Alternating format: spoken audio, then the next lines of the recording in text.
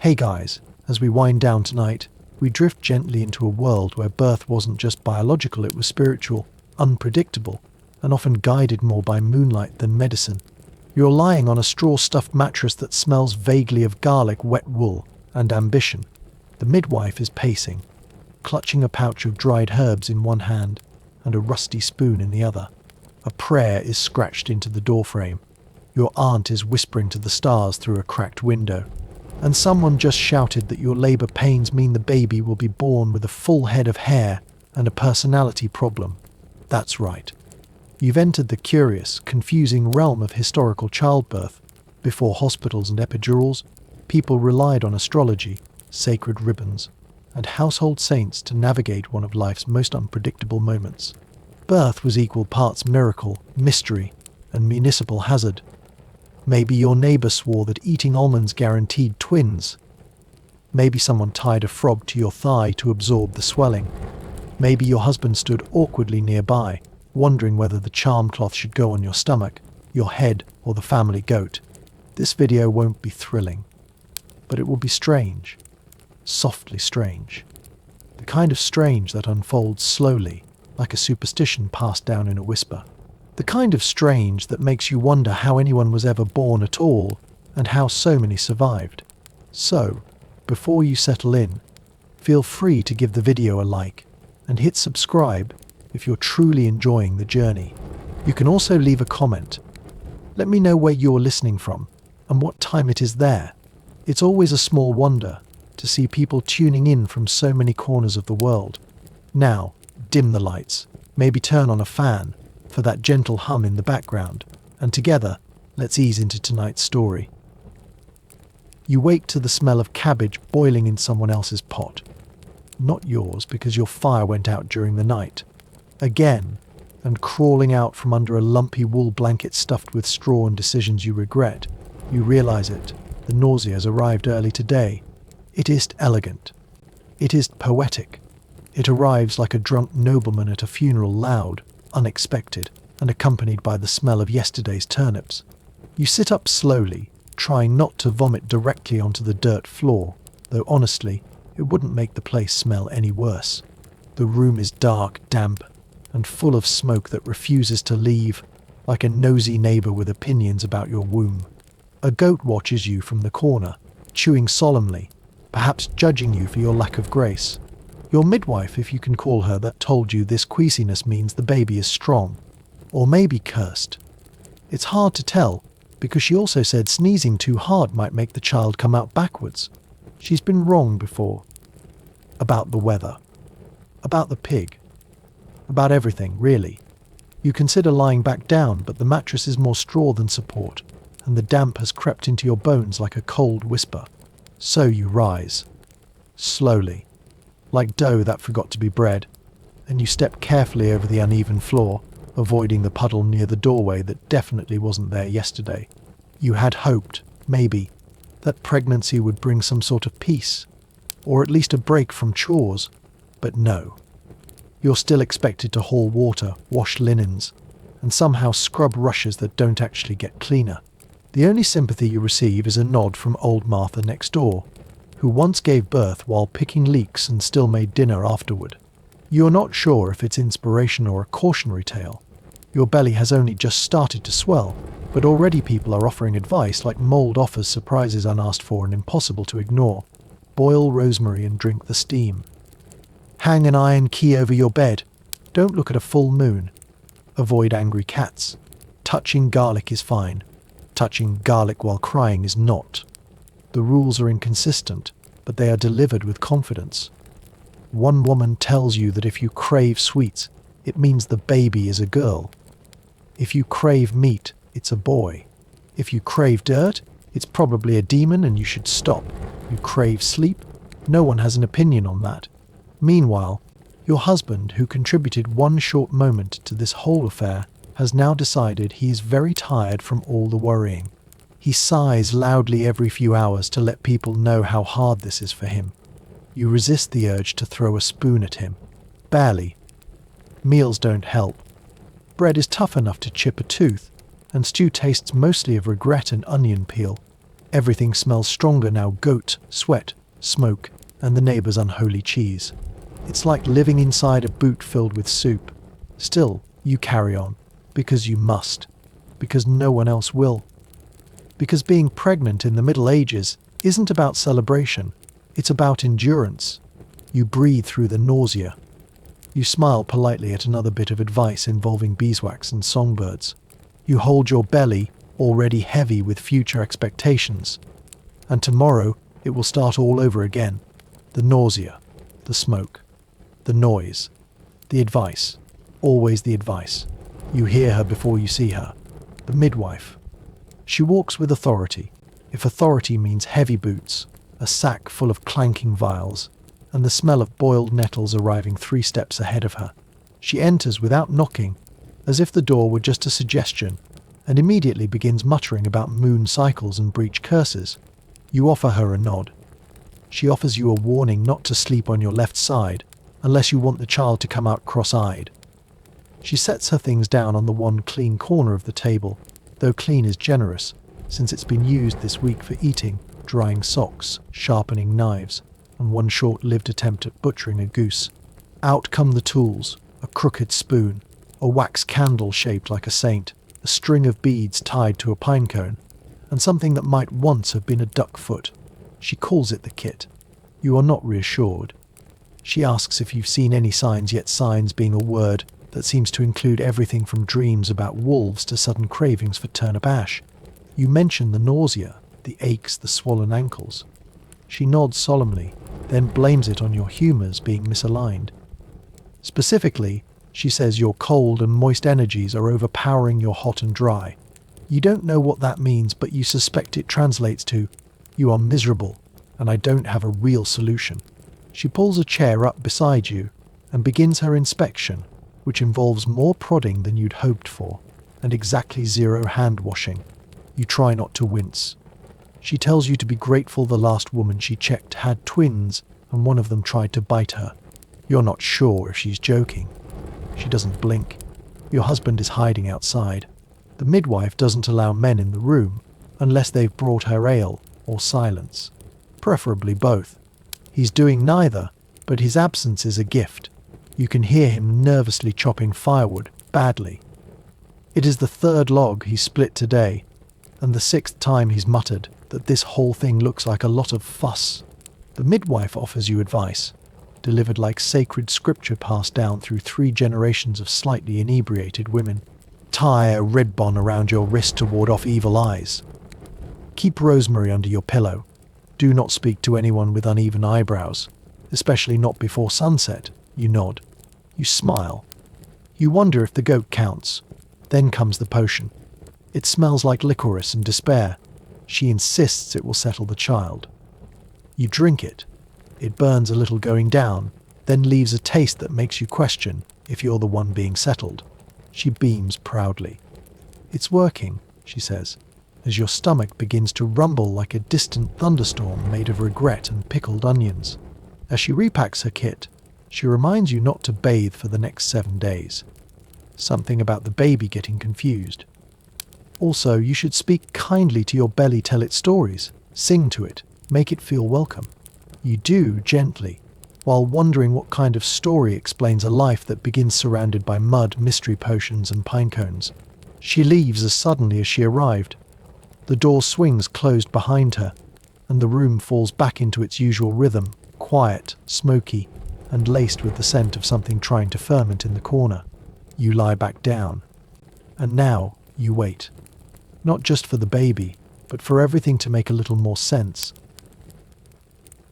The craving comes around mid-afternoon, sharp, specific, and entirely unhelpful.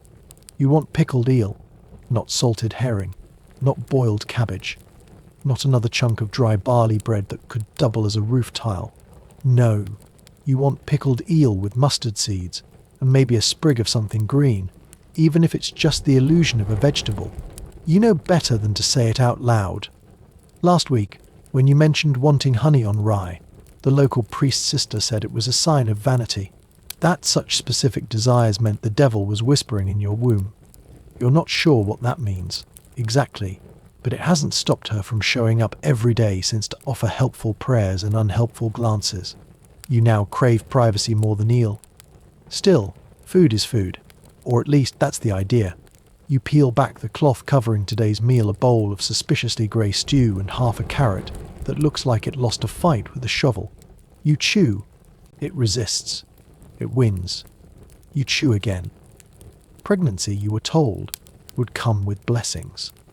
That your skin would glow, your hair would thicken, and your hips would carry the beauty of the Virgin herself. Instead, your face is splotchy, your hair is breaking like autumn straw, and your hips creak every time you bend down to fetch a log. You used to move like a tired goose. Now you move like a cart missing one wheel and haunted by a particularly judgmental squirrel. A neighbour stops by, brings you a handful of dried beans and advice about what not to eat if you don't want a stubborn child. Beans, she says, make babies argumentative. Peas make them lazy. Turnips breed liars. You ask what food makes them kind. She pauses. Then she shrugs. Prayers, mostly. The air in the cottage is thick, not with warmth, but with the scent of old wool, old onions, and the lingering ghost of someone's failed attempt at fish. Your husband has taken to leaving for long walks, claiming the noise makes him anxious. You don't make noise. You breathe, sometimes heavily. You once yawned. That was apparently a lot. In your quieter moments, you try to write things down not on parchment. That's expensive, but by tracing small patterns into the dirt floor with a stick. You draw little circles for the days. A line for each time the baby kicks. A triangle for every piece of unsolicited advice. The floor is getting crowded. You're told to rest, but rest is a concept reserved for nobility and cats. You still fetch water, still mend the clothes, still chase the chickens when they decide the inside of the house is a nesting paradise. You don't have time for rest. You have time for sitting on a stool and pretending it's resting while your feet swell like damp loaves. And through it all, the craving lingers. Pickled eel, salty, slate, slightly obscene, but it's not in season, or not affordable, or not approved by the old woman who says it will make the baby born with webbed toes. You stare at the stew again. You eat it anyway. You try to lie down. The midwife said you should lie on your left side. The priest said lying too much encourages sloth. The village gossip said lying flat makes the baby lazy, and her cousin swears that lying on your back means the devil can whisper directly into your spine. You lie awkwardly sideways, surrounded by a growing anxiety spiral and 3 pieces of straw determined to stab you through the night. Your pillow is a folded sack filled with hay. Not new hay. Not even neutral-smelling hay. This is hay that has seen things wet seasons, rodent activity, one unfortunate cheese accident, and now crinkles loudly every time you shift, like it's trying to report your movements to the local council. You press your face into it anyway, because it's that or the bare wood plank. Maybe you expected, once upon a hopeful moment, that pregnancy came with pampering. Cushions. Foot rubs. People asking how you feel and actually waiting for the answer. Instead, you get assigned chores light enough for a woman in your condition, which in practice means sweeping ashes, hauling weeds, and holding squirming toddlers while someone else goes to the market. Your back aches like a medieval confession, long, painful, and filled with regret. The noise never helps. A neighbour's baby cries from 2 houses over. A dog scratches at the door again, convinced this is where it buried its dignity. And from the hearth, something pops. It might be the last of the damp wood finally surrendering. It might be your dinner trying to reassert itself. Either way, it doesn't sound friendly. Sleep, when it comes, is slow. It creeps like a suspicious monk, unsure if it's welcome. You try to lull yourself into peace by humming a tune your mother used to sing, or maybe something you made up entirely, since your memories have started to blur like ink in the rain. The baby kicks. Not a gentle nudge. A statement. You shift. Again. The hay crinkles. Again. Your back protests with a dull roar, like an ox in a distant thunderstorm. Your husband across the room on his own mat is snoring. Loudly. Cheerfully. Like he's dreaming of a world without responsibility, without nausea, without anyone asking him to boil more water. You resist the urge to kick him, not because you don't want to, but because it would take effort, and your legs are current. Morning doesn't arrive gently. It slaps you across the face with a cold draft from the chimney, and the sound of someone outside already chopping wood again, badly. You rise, slowly, carefully, like a cracked pot full of soup someone forgot was on the fire. You stretch, but there's no satisfying release, only the distant memory of flexibility. Your shoulders grind like millstones. Your knees protest. Your ankles ask politely for early retirement. You breathe in the musty morning, hear the chickens making threats near the door, and know today will be no easier. But still, you move. Because in the Middle Ages, rest is not something you're given. It's something you steal in quiet moments, between chores and contractions, between foot cramps and boiling pots. A stolen breath here. A quick sit there. That is the closest you'll get to luxury. And you trade all of it for a proper pillow. You are not alone. Not in body, not in opinion, and certainly not in judgment. Everyone, it seems, has something to say about your condition, and none of it feels particularly helpful. The church lady with the one milky eye insists that you must confess every week now, as the child can hear your sins. The village priest tells you, between bites of bread that was definitely tithed from your household, that women suffer in childbirth because of Eve. You smile politely while imagining throwing a cabbage at him. The baby has become both a miracle and a moral liability. If you are too cheerful, people say you're tempting fate. If you are too tired, they ask if you're regretting the child. If you sneeze twice in a row, someone suggests an exorcism. Everything is a sign. Everything means something. Except none of it means rest. The midwife returns this morning, unannounced and loud as ever. She asks if you've had any dark dreams specifically about owls, wolves, or fish with human eyes. When you shake your head, she mutters that your silence might be the real omen. She lights a bundle of something that smells like scorched parsley and old books and waves it around the doorway. You cough. She says that's good. Better out than in, she remarks, though she's referring to the spirits, not your lungs. She also checks the balance of your womb, not with any tool you'd recognize, but by placing an onion on your stomach and chanting very quietly in a dialect even the local chickens don't understand. She nods after a moment and proclaims the child is ambitious. You're not sure whether that means it will be healthy or just difficult at parties. When she leaves, your neighbor steps in to bring gossip disguised as concern. Apparently someone 2 villages over birthed a child with a call, and it was immediately declared a prophet. Or a threat. It depended on whether the baby cried during Mass. You nod, hoping that your own child enters the world quietly and without accessories. Back inside, you try to read from the one book your household owns, a psalter, that smells like damp regret, but your eyes blur from exhaustion, and the room swims slightly when you sit up too fast. You settle for staring at the ceiling beams and counting the spiderwebs that have survived your half-hearted attempts at housekeeping. The spiders don't judge. The spiders don't offer advice. The spiders are your only quiet company. Later, an elder woman you barely know insists on examining your feet. She declares that swollen ankles mean a boy, or a storm, or both. She touches your belly with reverence and then asks if you've considered naming the child after St. Dymphna. You nod again. You've been nodding all week. It's easier than debating. You've run out of polite ways to say, please go away, and take your baked lizard talisman with you. Dinner is another bowl of mush. Its colour could generously be described as winter grey. You eat it slowly, chewing each bite like it might contain a surprise or a tooth. It contains neither. Just blandness and quiet.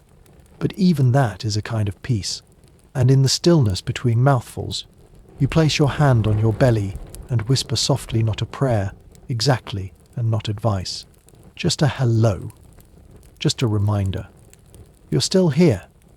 You don't remember when your body stopped being yours. Maybe it was the day your skirt stopped fitting. Maybe it was when someone tried to bless your belly with river water that smelled like sheep. Or maybe it was this morning, when a passing monk gestured vaguely at your womb and muttered something about divine mystery and the shape of future kings. People no longer greet you with hello or good day. They say things like "not long now," "you're glowing," or "the deeply unhelpful you've dropped." You haven't dropped anything, unless they're referring to your patience, which is currently lying somewhere near the hearth with the broken ladle and your last bit of composure. Everywhere you go, people feel invited to comment on the size, the shape, the slope of your back, the width of your face. The midwife has started calling you the wide one, which you assume is affectionate, but sounds like a ship about to be launched. Your husband tries to be supportive by telling you that you still look mostly like yourself, a sentence so clumsy it could trip over its own boots. You go to the well, hoping for solitude.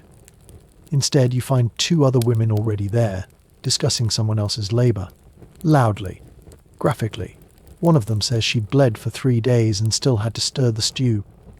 The other swears by squatting against a tree, but only if the bark is rough, smooth trees make for lazy children. You fetch your water quietly and retreat, trying not to imagine childbirth as a wood-themed horror story. Back home, you attempt to wash your shift. It's your only one. The soap is more lard than lather, and the water is cold enough to make your hands forget they belong to a warm-blooded creature. You scrub anyway, because if your shift isn't clean, someone will notice. Someone always notices. Dirt, they say, breeds demons, or lice. Or worse, shame. You miss the days when your belly was just your belly, not a symbol, not a prophecy, not a billboard for people's hopes, fears, and garlic-scented predictions. Now it enters rooms before you do. It draws hands, questions, unsolicited stories. One woman tried to press a copper coin to it for luck. Another whispered a lullaby into your navel, then apologized in case it was too early for music. At night, when the fire has burned down and the world is momentarily quiet, you sit by the embers and try to breathe without commentary. Your ankles ache. Your back hums with the dull song of too many days bending, lifting, pretending. The baby kicks again, sharp, confident, and slightly inconvenient. You whisper something soothing. You hope it helps. And in that moment, you remember what no one seems to mention, that pregnancy is not performance, not prophecy, not public property. It is you. It is yours. It is something growing slowly in a world that wants to name it before it opens its eyes.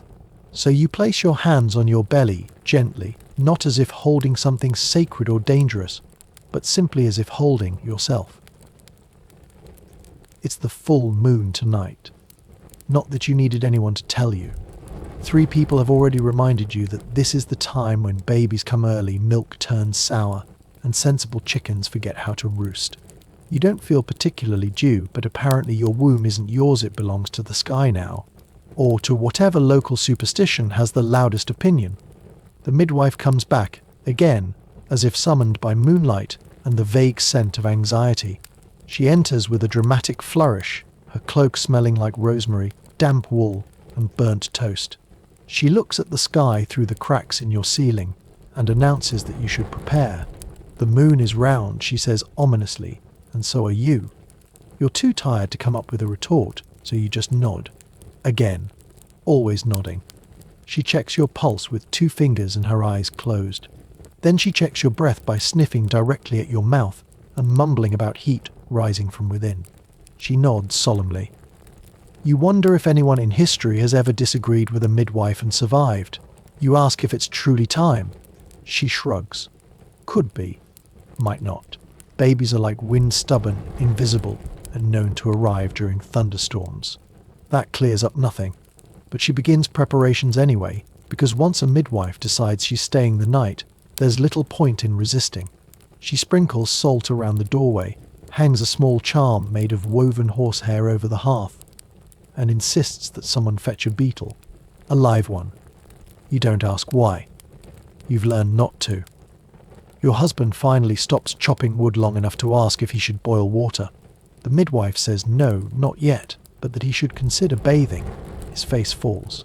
Yours lights up, very slightly. It's the first win you've had all week. The neighbours begin to circle. You can hear footsteps outside, slow, speculative, full of that uniquely medieval kind of curiosity that's equal parts nosy and bored. Someone brings a loaf of bread with a hollow centre to help the baby slide out. Someone else offers a jar of goose fat just in case.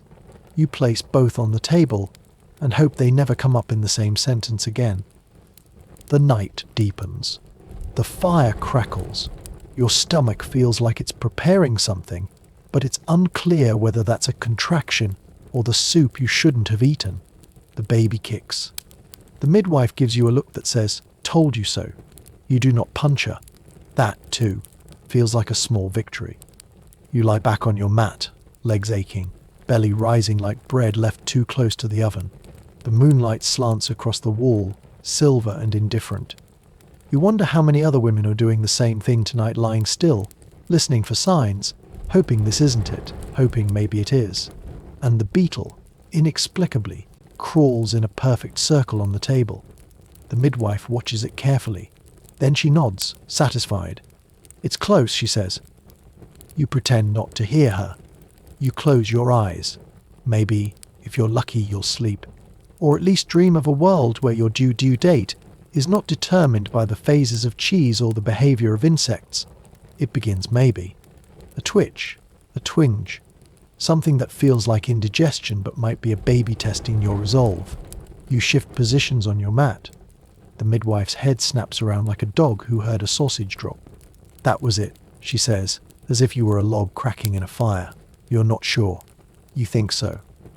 But then again, everything hurts already, and maybe this is just what soup revenge feels like. She goes into action. She's been waiting for this.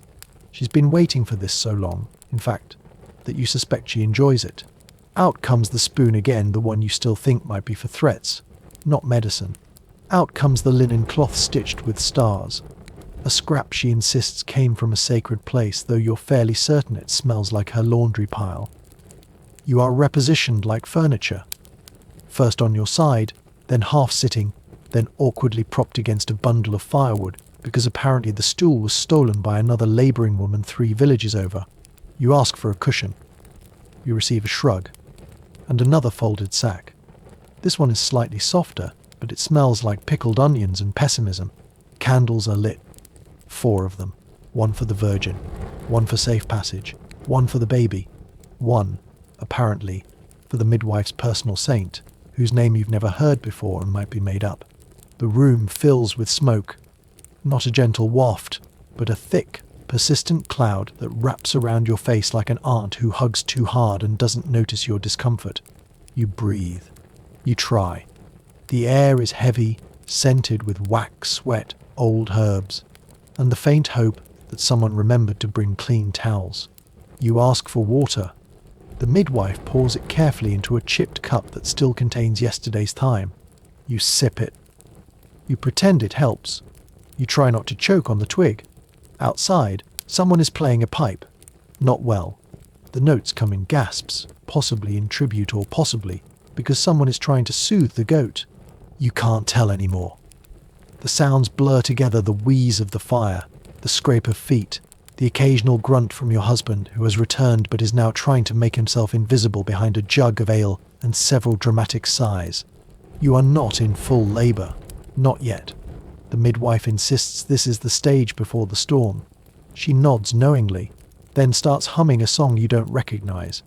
It might be for comfort. It might be for summoning something. Either way, it's off-key. You shift again. The bundle of firewood digs into your back. The baby does something mysterious in your gut and elbow, perhaps, or a declaration. You close your eyes, try to breathe slowly. Try to think of nothing. But nothing has long left the room, chased out by candle smoke, whispered instructions, and the looming sensation that your body is no longer just yours, it's a stage, a prophecy, and a battleground all in one. And somehow, through the fog of effort and expectation, you think again of pillows, proper pillows, with feathers, with corners, with dignity. But for now, you press your cheek against the sack and wait, not quite ready, but ready enough. The pain fades, not entirely, not convincingly, but enough for the midwife to narrow her eyes and say, "Ah, a rehearsal." You are not amused. Your stomach still feels like it's been stirred with a wooden spoon. Your back is one solid ache shaped like regret, and your thighs are shaking like nervous porridge. A rehearsal? You didn't ask to audition for this.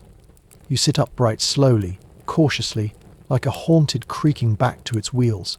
The midwife says not to worry, that the body likes to pretend before it performs, and that this is common among women who carry with drama. You're not sure if that's a compliment or an insult wrapped in sage smoke. You're too tired to ask. The room is a disaster. The candles have melted halfway into your only dinner plate. The charm cloth is now hanging awkwardly over a chair, and someone has placed the beetle in a little wooden bowl like it's a guest that needs entertaining.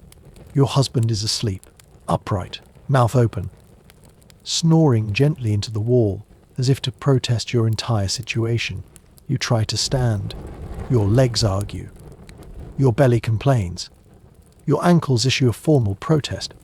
But you rise anyway, because now there is no storm, only the cleanup of a storm that didn't come, a false alarm, a dry run, a trial by discomfort.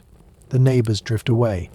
One of them leaves behind a small pot of stew, which smells mostly of turnip and anxious intention. You'll eat it later, maybe.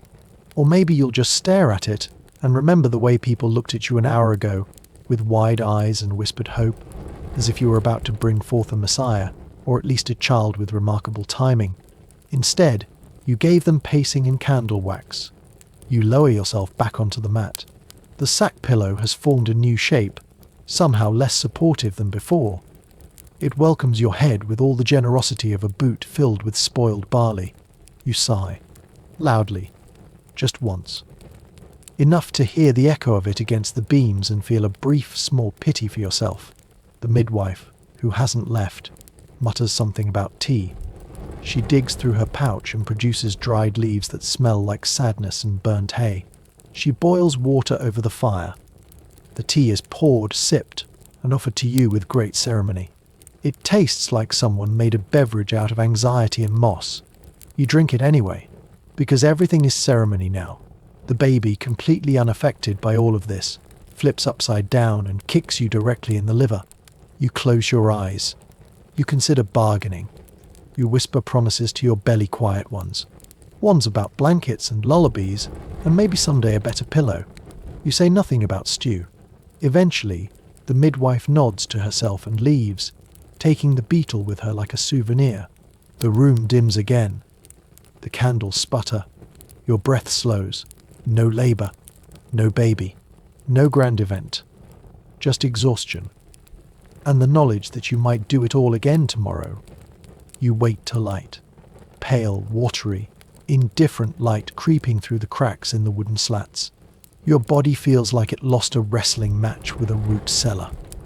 Everything is sore in a quiet, familiar way, like an old injury that never healed quite right, and now sends little love letters of pain to remind you it's still around. The mat beneath you has taken on a new shape, one that seems custom designed to irritate your lower back. The pillow, if it can still be called, that now has a corner that pokes directly into your neck, like it has a grudge. You adjust. It adjusts back. You've lost this war. The room is still. Mostly, the fire has burned low, leaving behind a pile of sleepy embers and a smell like smoked fabric and forgotten ambition. Your husband is, of course, still asleep. Legs splayed, blanket stolen, face slack with the unearned peace of someone who believes they survived something. You sit up, slowly, because your body has developed a new rule. Motion must come with warning. Your belly shifts forward, heavy and self-important. The baby, who caused all the fuss last night, is now still, deeply still. You poke gently, just to be sure. A delayed kick answers you, slow, confident, as if to say, still here, just resting from my performance. There's a half-burned candle on the floor, a clump of herbs someone forgot to sweep, and the faintest trail of salt near the door. The beetle is gone. The midwife, mercifully, is gone too. But she's left her scent behind a blend of nettle, vinegar, and declarations. You reach for the stew someone brought, now cold and slightly congealed. It looks like disappointment in bowl form. You eat it anyway, because it's food. Because you're hungry, because nothing else is available, and dignity was never really on the menu. Later, you open the door to let in air, not light, not joy, just air. The yard smells like chickens, wet grass, and the faint metallic tang of someone chopping wood again, probably badly. A neighbor passes and raises a brow. "Still pregnant?" she says, as if this is a personal failing. You smile, the kind of smile that says, "Yes, and I'm doing it just to spite you."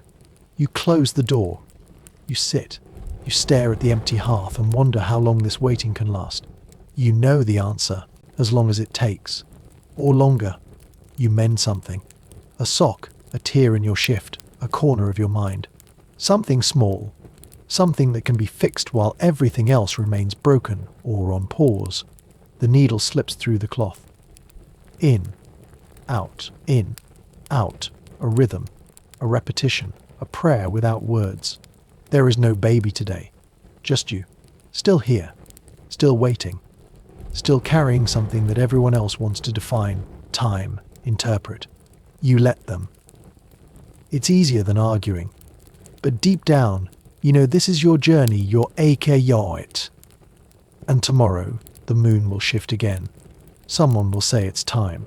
Again, the midwife will knock. Again, the stew will come. Again, and maybe this time it won't be a rehearsal. You didn't expect the stars to have opinions about your womb, but here you are lying on a scratchy wool blanket that smells like past winters and wet sheep, while a woman half your height squints at the sky through a piece of stein glass and declares quite confidently that the child will not come until Venus clears the western roofline. Whatever that means, this midwife is not like the others. She does not carry herbs in her pockets. She does not smell like onions. She does not chant, hum, or ask about your humours. She arrives with a chart, a candle, and a long stick she uses to point at things that may or may not be real. Her eyes are sharp. Her fingers ink-stained. Her voice is quiet, until it isn't. She tells you your baby's arrival depends on the heavens. Not just the moon, not just the tides, but a delicate, sprawling balance of celestial nudges. Mars needs to look away, Mercury must stop wobbling, and Venus must be polite. You're not sure if she's reading the sky or arguing with it. Your husband, ever practical, asked if she was a witch. She replied that no witch would bother showing up when the stars were misaligned. That shut him up for a solid hour, a record in your household. You sit by the fire, a small one, burning reluctantly. The wood is damp again. Everything is damp again. The air carries a bitter tang of wet bark and candle wax. The astrologer midwife is scribbling on parchment, muttering Latin fragments and drawing little arrows that loop toward themselves. You try to follow. You fail. She informs you that your child is likely to be strong of limb, soft of temper, but may suffer from wet feet. You blink. She continues, unfazed, and points to a cluster of stars that, to your eyes, looks like nothing more than 3 polite dots and a smear. She sees a destiny. You see the remains of last week's chimney smoke. You ask if it's time. She sighs. Not theatrically, but with the wariness of someone who's had to explain starlight to too many muddy villagers. Soon, she says, tapping the chart. The child is waiting for a better moment. The sky is crowded. You try to walk around the room. Not because it helps your knees feel like creaky drawbridges and your back insists on narrating every movement, but because it feels like you should be doing something. The astrologer nods approvingly. Keep moving. Venus likes motion. You're beginning to suspect Venus just likes watching people suffer.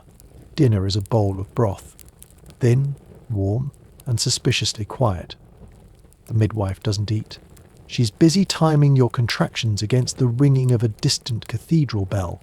If the 7th bell falls on an even breath, she says, then the child may come by sunrise.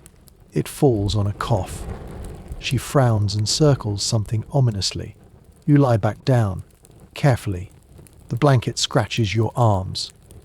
The stars twinkle, far too cheerfully for your taste, and the midwife begins reciting planetary movements again, like lullabies spoken in code. Maybe she's right. Maybe the heavens really do decide when a baby arrives.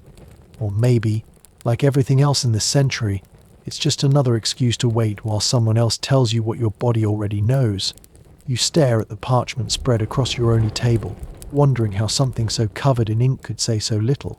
The midwife gestures over it like a magician, tracing loops and arrows and circles that appear to dance in patterns known only to her, and possibly a very dramatic goose. "See here," she says, pointing at what appears to be a squashed spider surrounded by numbers. "This indicates interference from Saturn." You nod. You've started nodding before she even speaks. It's become your default defense. The chart is a mess of lines and symbols, some drawn with confident strokes, others as if added mid-sneeze. There are tiny suns, crescent moons, shapes that look suspiciously like kitchen utensils, and at least one accidental footprint. She insists this is your celestial map. Your pregnancy, she says, is written in the stars. You suspect it's written more clearly on your face. She taps a point near the edge Jupiter, she claims, then drags her finger across a diagonal to a smudge she calls the womb gate. You follow her hand, try to see what she sees. All you find is an area where the ink has bled into the parchment like a disappointed stew. She tells you not to worry. The stars are neutral. It's the interpretation that matters. You would feel better if the interpretations didn't change every hour. This morning you were due in a day. Now, she says, perhaps it will be a week, unless Mercury recovers. Recovers from what, you're not entirely sure. You shift in your seat. Your hips disagree with sitting. Your ankles are now two proud sausages wrapped in linen. The child kicks, then rolls, then kicks again as if trying to realign the constellations from the inside. The midwife smiles at your discomfort. Very responsive to Mars today, she says. That's a good sign. You wonder if she's just assigning planetary moods to your digestion. You ask again if there's anything to do while waiting. She hands you a candle and says to light it when the bell tolls the hour, but only if the flame flickers to the left. You light it. It flickers right. She frowns. Interesting, she murmurs, and starts adjusting the chart again, as if the candle just voted to delay your labor another 2 days. Outside, the sky shifts from grey to darker grey. Somewhere, a cow moos as if to remind the world that it too exists. The wind whistles through a crack in the wall and rustles the corner of the parchment. The midwife snatches it down and presses it flat again, muttering that the wind is ruled by Mercury. And Mercury is in a mood. You stare at the chart, then at her, then back at your belly, which remains firm, round, and unimpressed by astrology. You breathe slowly. She draws one more line across the page, then sits back with a satisfied sigh. It's all coming together, she says. You're not convinced, but you're too tired to argue with the stars, and too pregnant to argue with a woman who believes she can read your fate by candlelight and goat breath. So you nod. Again. Always nodding. You're half asleep when the bell rings. Not the small iron one above your hearth that falls off every 3 weeks, but the tall, distant, echoing cathedral bell, low and heavy, like a sigh made of brass. It's the 3rd toll of the evening, and according to your midwife, that means the child may begin to descend. Or ascend, she says vaguely, flipping through her star chart like it's a recipe with too many footnotes. You don't feel particularly descended or ascended. You feel bloated and itchy. And as if someone has replaced your spine with a large, angry eel. The baby seems unimpressed by the bell, responding only with a minor elbow to your right rib, and then going back to whatever babies do when they're not being inconvenient. The midwife insists you sit in a particular direction, north by northeast, so the child's spirit can align with Saturn's cooling influence. You comply, although it means facing the darkest, draftiest corner of the room, where a cobweb swings gently like a bored pendulum. She positions you precisely, adjusting your shoulders as if tuning a delicate, squeaky lute. Another bell rings. You ask if this one means anything. She listens, counts, nods. Yes, that's a confirmation. You're still not sure of what. She takes your wrist and counts your pulse aloud, matching it to a string of murmured Latin and the ticking of an hourglass she brought from a monastery, or possibly a butcher shop. It has a faint scent of sausage that you try not to think about. She frowns again, then nods again, then frowns while nodding, which you didn't know was physically possible. You're given a small cloth pouch filled with crushed rose petals, dried mint, and what might be powdered lead. Breathe this, she says. It encourages truth in the body. You breathe. You cough. You try again. Your body replies with a strong wave of something that feels promising for half a second, followed by a letdown more disappointing than lukewarm broth. Outside, the wind changes. The midwife stiffens. She smells it, you think, or hears it. Or maybe she just doesn't like how your husband is chewing. He's in the corner again, this time fiddling with a piece of bread and trying very hard not to make eye contact with anyone, especially you. You'd tell him to leave, but you'd rather not waste the breath. The midwife checks the window, where stars are beginning to peek through the clouds like nosy neighbours. Aha, she whispers. There it is. The triangle. You look. You see 3 stars, yes, but they've always been there. They've never not been there. This alignment, she says, only happens twice in a generation. You wonder if she says that every evening. Another contraction stirs in your belly, not a full one, just a rehearsal, just enough to remind you that your body is still working, still warming up, still preparing for something it has already been preparing for what feels like centuries. The bells ring again. The stars shimmer in the distance. The wind presses against the walls. And once again, you are told to wait. By now, you have memorized the pattern of cracks in the ceiling. You know which one looks like a goose with indigestion, and which one points directly toward the spot where the midwife likes to sit when consulting her planetary diagrams. She's there again now, hunched over the parchment, tracing arcs in the candlelight, like someone drafting plans for a building no one asked for. She informs you without looking up that Jupiter has moved a degree to the left. You're not sure how she can tell. You suspect she guessed. But she says it with such quiet conviction that to argue would feel like challenging the weather. The child remains hesitant, she murmurs. The influence of Mars has waned. You feel the hesitation too, not just from the baby, but from your own ribs, your spine, your knees, your patience. It's as if your whole body has entered negotiations with itself, and no one can agree on a deadline. The midwife stands and walks to the door. She opens it slightly, enough to peer at the sky and let in a breeze that smells like cold stone, burnt cabbage, and whatever your neighbour is fermenting. She watches the stars for a long time silent, unmoving, as if expecting them to blink first.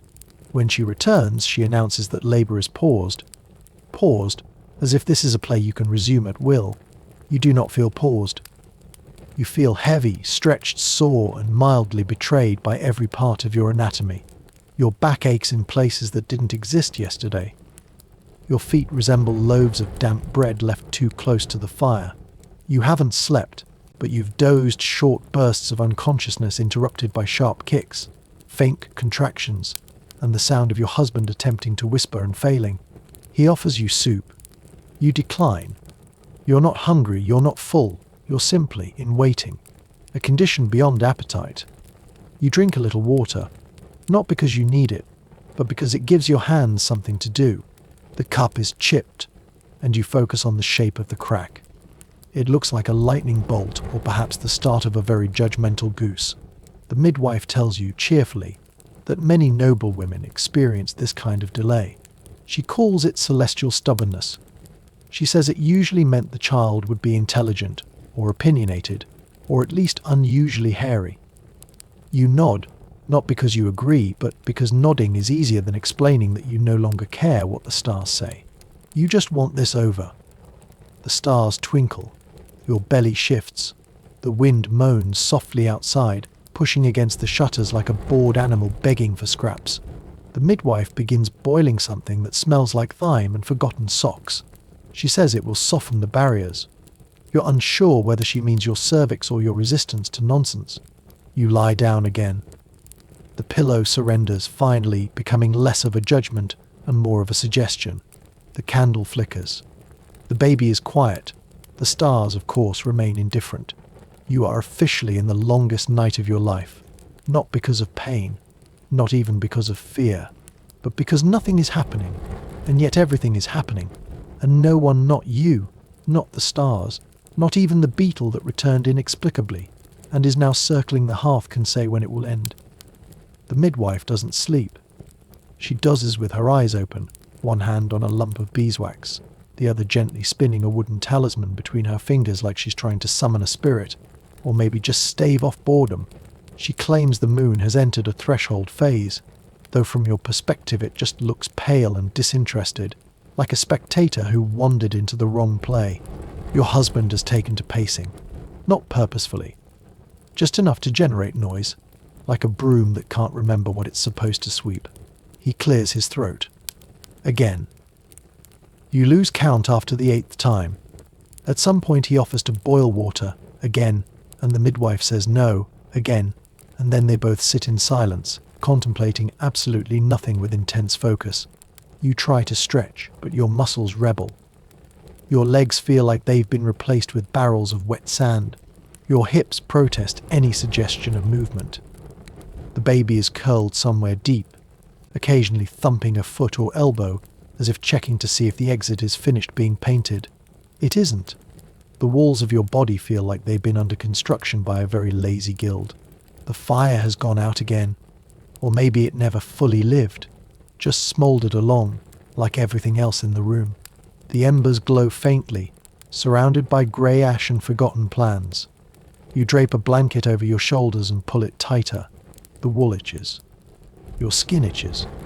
Even your bones feel itchy, like they're bored of being bones and want to be something else, perhaps soup. The midwife consults her chart again. The corners have curled with humidity and irritation. She smooths them, redraws a line, and tells you that Mars is obstructed. You ask what that means. She explains, slowly, that it might cause delay. You try not to laugh, mostly because it would hurt, but also because delay has been the theme of your entire pregnancy. If your body were a calendar, every page would say not yet. Someone knocks on the door, softly, politely.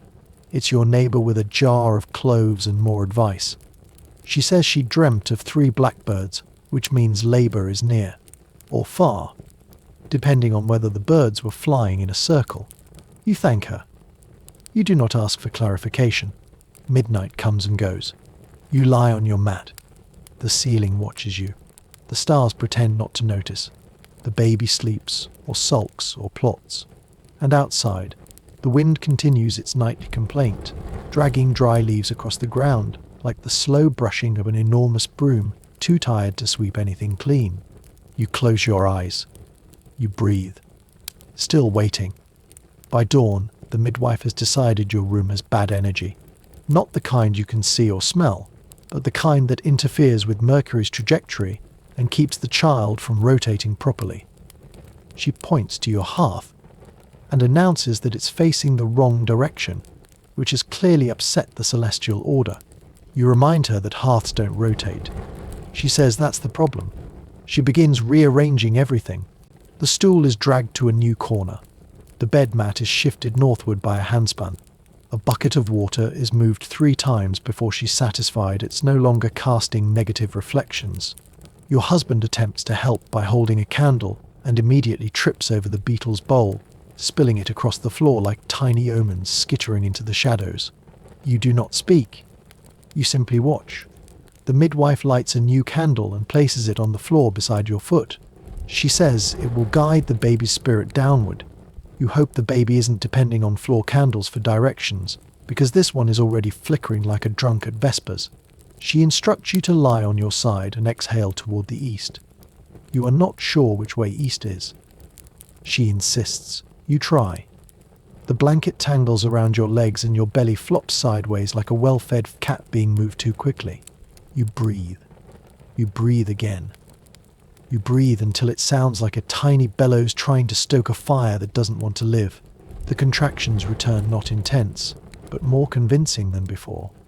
Your midwife glances at her chart, frowns and says it's too early for that. You remind her gently that you are not a planet and your uterus does not care what time it is in Venice. She ignores you, then adds a small note to the parchment anyway. Subject impatient. Venus neutral. Your neighbour returns. Again. This time with a handful of dried lavender and a tale about a woman who gave birth standing up in a thunderstorm while cursing at a bishop. You thank her. Again. You do not ask questions. Again. Meanwhile, the room is beginning to resemble a poorly organised shrine. There are charms dangling from the ceiling beams, herbs tied to your window latch, and a wet shoe sitting on the table for reasons that were never fully explained.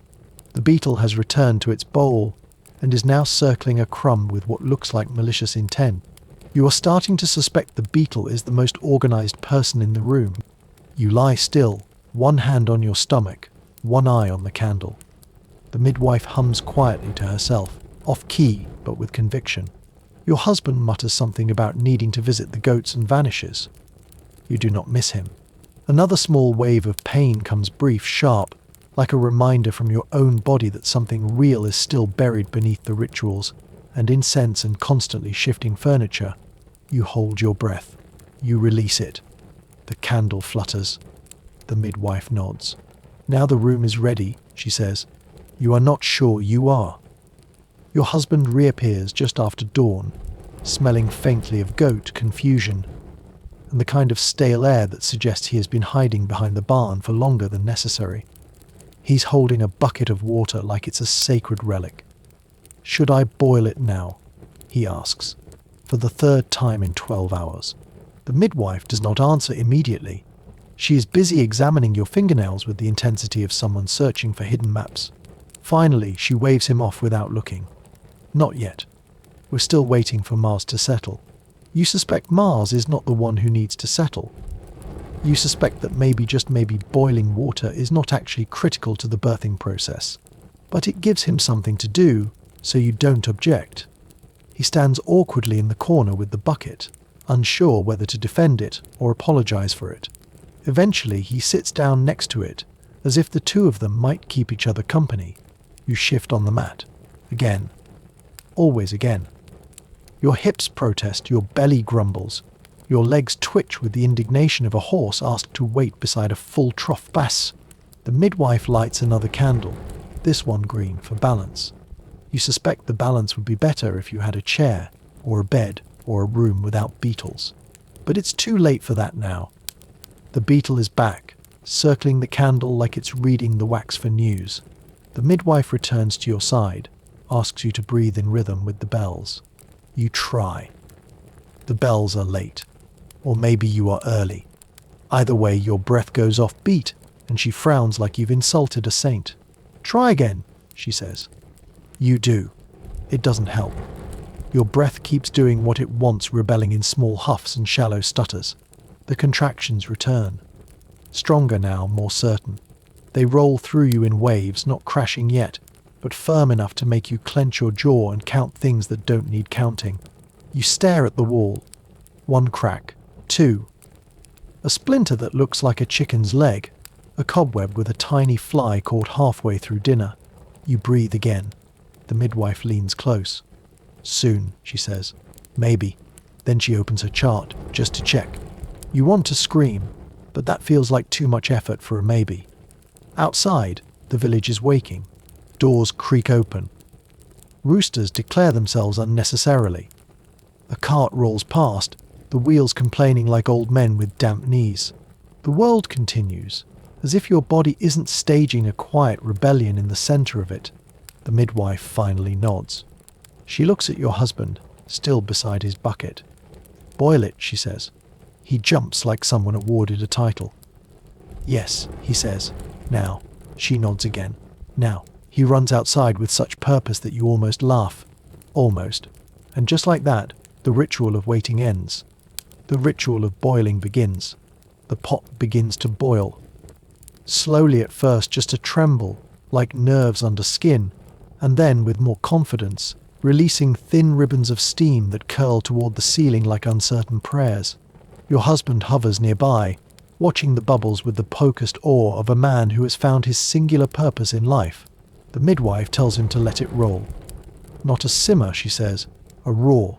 He nods solemnly, as if the pot contains destiny instead of slightly questionable well water. You, meanwhile, are stuck between one contraction and the next. They come more frequently now, but not regularly like guests who knock, then wander off, then return wearing different shoes. Each one is a little stronger, a little longer, a little more like a decision. But no one decides anything yet. Not the midwife. Not the baby. Not even Mars, apparently. The midwife watches you breathe. She stopped checking the stars. Now she checks your face, your hands, the way your toes curl when the pain builds. She asks no questions. You give no answers. There is only the sound of water boiling and your breath filling the room like soft shoes across stone. Your husband returns from the hearth, pot in hand, proud and red-faced. The midwife pours the water into a ceramic basin with the care of a priest handling relics. Then she adds herbs, a handful of something green, a pinch of something brown, and a few crushed seeds that smell like yesterday's soup and ambitious weeds. Steam rises. It hits your face. It makes your eyes water, but you say nothing. You let it wash over you. This will open the way, she says. You want to ask what the way is, exactly. A muscle, a door, a celestial pathway paved with goose feathers. But you're too tired. You nod. Of course you nod. She dips a cloth into the basin, wrings it out, and presses it to your lower back. It's hot blessedly, fiercely hot. Not painful but present. Like a small sun with good intentions. You sigh. She nods. The beetle pauses its eternal loop around the table, as if even it acknowledges this shift. Another contraction arrives. This one does not knock. It barges in. It wraps around your spine and climbs toward your ribs, steady and unashamed. You grip the edge of the stool, the wood smooth and familiar beneath your hands. You rock slightly. The midwife murmurs something in a language you don't understand. Your husband steps back, not out of fear, but reverence. The world has narrowed. The chart is forgotten. The candles flicker unnoticed. The stars, so important hours ago, now feel like decoration, pretty, distant, and entirely unhelpful. What matters now is heat, pressure, breath. And this slow, deep H that promises something is moving. The water boils again. The midwife refreshes the cloth. The beetle keeps walking. And you still waiting, still watching, begin to believe that maybe, just maybe, this is the beginning of something real. It is now officially serious. Not that anyone has declared it, so not the midwife, not your husband, not even the beetle, but something in the air has changed. The contractions are no longer vague or curious. They come with intent. They arrive like messengers who've been running for miles and slam the door behind them, without asking if you're ready. You are not ready. But readiness is no longer required. The midwife returns to her chart briefly, almost out of habit, like someone flipping through a hymn book after the choir has already begun to sing. She mutters that Saturn is finally aligned with the opening hour, though you suspect the true alignment is in your lower back and the region of your body currently behaving like a tightening wine press. She reads the sky one last time, and then quietly folds the parchment. She tucks it away. She lights another candle. This one is blue. You are told to breathe, not just in, but with purpose. You ask what that means. She says, think of the breath as a tide and the baby as a boat. You try. The breath doesn't feel like a tide. It feels like panic shoved through flared nostrils and clenched teeth. But you nod, because that is what you do. The room grows warm, too warm. The fire, the boiling pot, the pressed cloths, all of it builds into a damp heat that clings to your skin like a second layer of uncertainty. You want to peel it off. You want to climb out of this moment. You want to ask someone to trade places, but you wouldn't wish this on your worst enemy, and your worst enemy is probably your neighbor, who is thankfully not here. Your husband asks if now is the time to panic. The midwife says no. Then yes. Then not exactly panic, more like focused concern. He looks at the beetle for support. The beetle continues doing circles. Another contraction rolls in. It starts deep, like a drumbeat under your ribs, and rises until your whole body forgets how to be anything but tense. You grip the cloth she gave you. You count the knots in the wood. You stare at the ceiling. Goose-shaped crack. Chicken leg splinter. The little cobweb that has survived 5 broom sweeps and now feels like family. The midwife rubs your shoulders. Gently, rhythmically, like she's playing an invisible harp that only plays the song of waiting. She tells you to focus on Mars now, to imagine it turning red above you, watching you, blessing the process. You can't. You imagine turnips instead. You don't know why. They feel easier to believe in. And through it all, you breathe. You breathe because not breathing feels worse. You breathe because someone said to.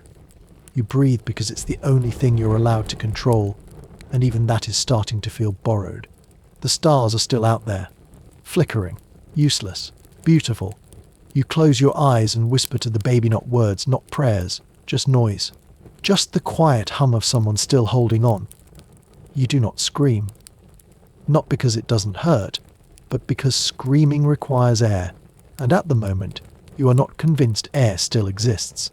You are somewhere beyond pain, somewhere where each contraction is not a wave but a continent, shifting its weight beneath your skin. You grip the edge of the stool with hands you no longer recognize. You are sweating in places that have never sweated before. You are no longer thinking. You are only doing. The midwife no longer speaks in riddles. She no longer mentions Mars or Venus or Jupiter's elegant slouch across the heavens. She is focused, plain, efficient. The star charts remain rolled on the table. The candles still burn, but they are not consulted. Her hands move with the kind of calm that only comes from having done this 100 times and knowing that no 2 times are the same. She places a cloth under you. She asks you to bear down, not gently, not poetically, just bluntly. You do. You grunt. You groan. You growl. And through it all, you press your feet into the floor as if trying to push the entire earth upward. Your husband hovers near the wall, looking at everything except you. He holds a towel, unsure what to do with it, and you almost pity him. Almost. Then a contraction grips your spine like a vise forged by a vengeful saint, and your pity disappears in a white-hot burst of labor. You do not scream, but you do curse. Softly, creatively, you invent phrases involving goats, mud, and someone's grandfather. The midwife does not flinch. She's heard worse. The beetle, remarkably, is still here. It's found a piece of bread and is dragging it slowly across the floor like a victory march. You focus on it for a moment. It feels like the only thing in the room not afraid. Then the midwife's voice returns, low but firm. Now, she says, now is the time. And somehow, despite the pain, despite the sweat, despite the overwhelming pressure bearing down on your hips and bones and breath, you nod. Because nodding is the one thing you've never forgotten how to do. You push. The world narrows into heat and force and soundless effort. You don't know how long it lasts. You don't care. Time becomes something soft and stupid and irrelevant. And then relief. Not joy, not yet. Just the sudden, silent absence of pressure. A gasp, a wait, a cry that is not yours. The baby has arrived. The midwife wraps it quickly. She holds it high, not like a trophy, but like a gift handed over from some stubborn, ancient system. Your husband is crying, or sneezing. It's hard to tell. The beetle continues its slow journey across the floor. You fall back, breathless, soaked, split open in every possible way, and yet still here. The midwife places the baby in your arms. No one looks at the stars. They have done nothing. But you have done everything. You're handed the cloth on a Wednesday. Not because Wednesday matters, but because that's when the woman with the crooked fingers and 12 teeth decided she was ready to let it go. She says it's blessed. She says it's old. She says it once belonged to a woman who gave birth to twins with perfect eyebrows and only minor temper issues. You say thank you. You do not ask questions. The cloth is small, just a square of linen, yellowed by time and something that smells faintly like church and boiled beets. It has stitches, neat and deliberate, curling like vines around the edges. Inside the border, symbols are arranged in careful rows, crosses, circles, stars, and what might be either Saturn or a poorly drawn turtle. Each one is sewn with thread, so fine you wonder if someone used a needle or just concentrated very hard. The woman tells you to tie it around your belly. She gestures with her hands, wide and slow, as if wrapping a present that's been cursed twice and forgiven once. Don't let it slip, she says. The baby will notice. You believe her, or rather, you don't disbelieve her, which is the same thing by this point. So you tie it. Not too tight. Not too loose. Just firm enough to remind your ribs they aren't in charge anymore. The linen scratches slightly. It clings when you sweat. It moves when you don't want it to, and stays stubbornly still when you do. Every thread is supposed to mean something. The red stitches call on St. Anne. The blue ones are for the moon. The gold, fraying ones in the middle. No one remembers. But they're important. Probably. Maybe. You press your palm over them anyway, just in case they're listening. The charm cloth becomes your companion. You wear it beneath your shift, over your skin.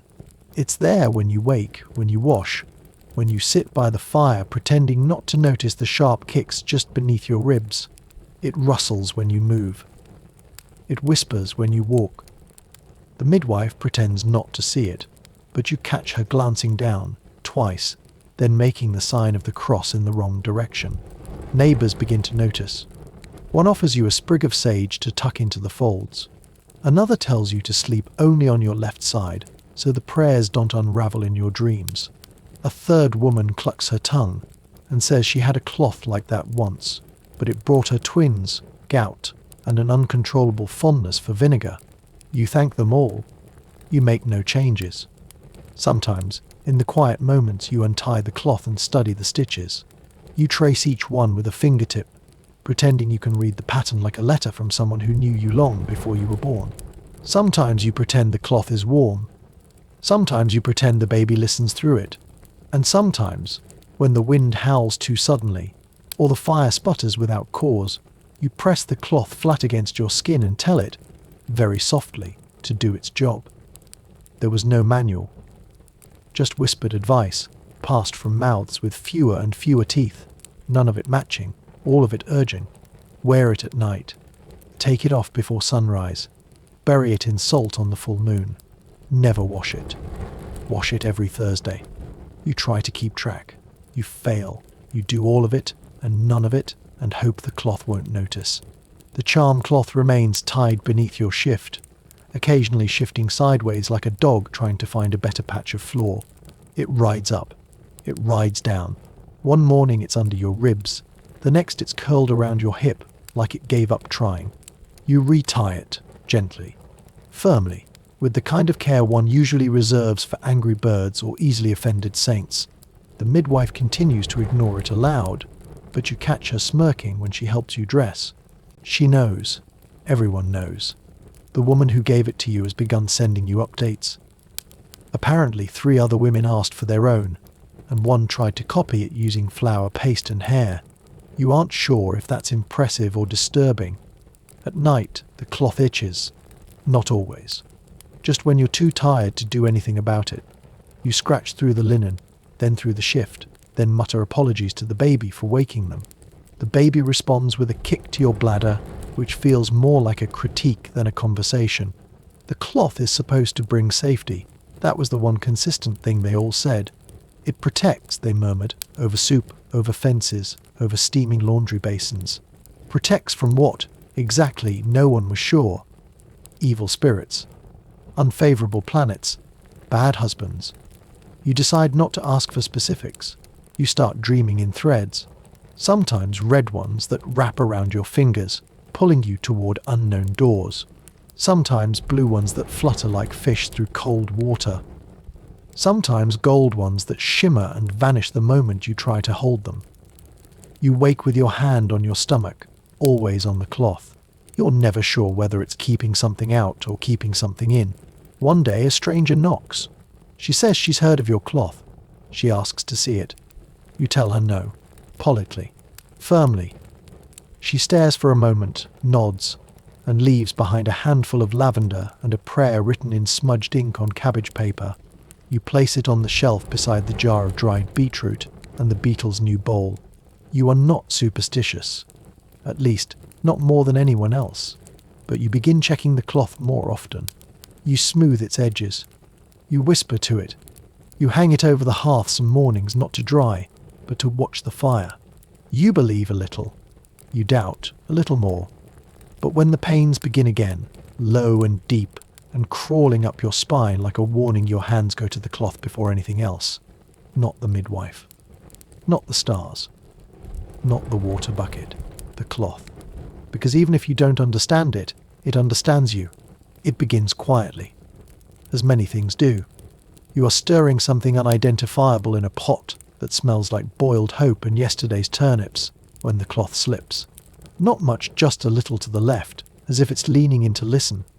You pause, one hand still holding the wooden spoon, the other instinctively brushing your belly. A familiar pressure builds.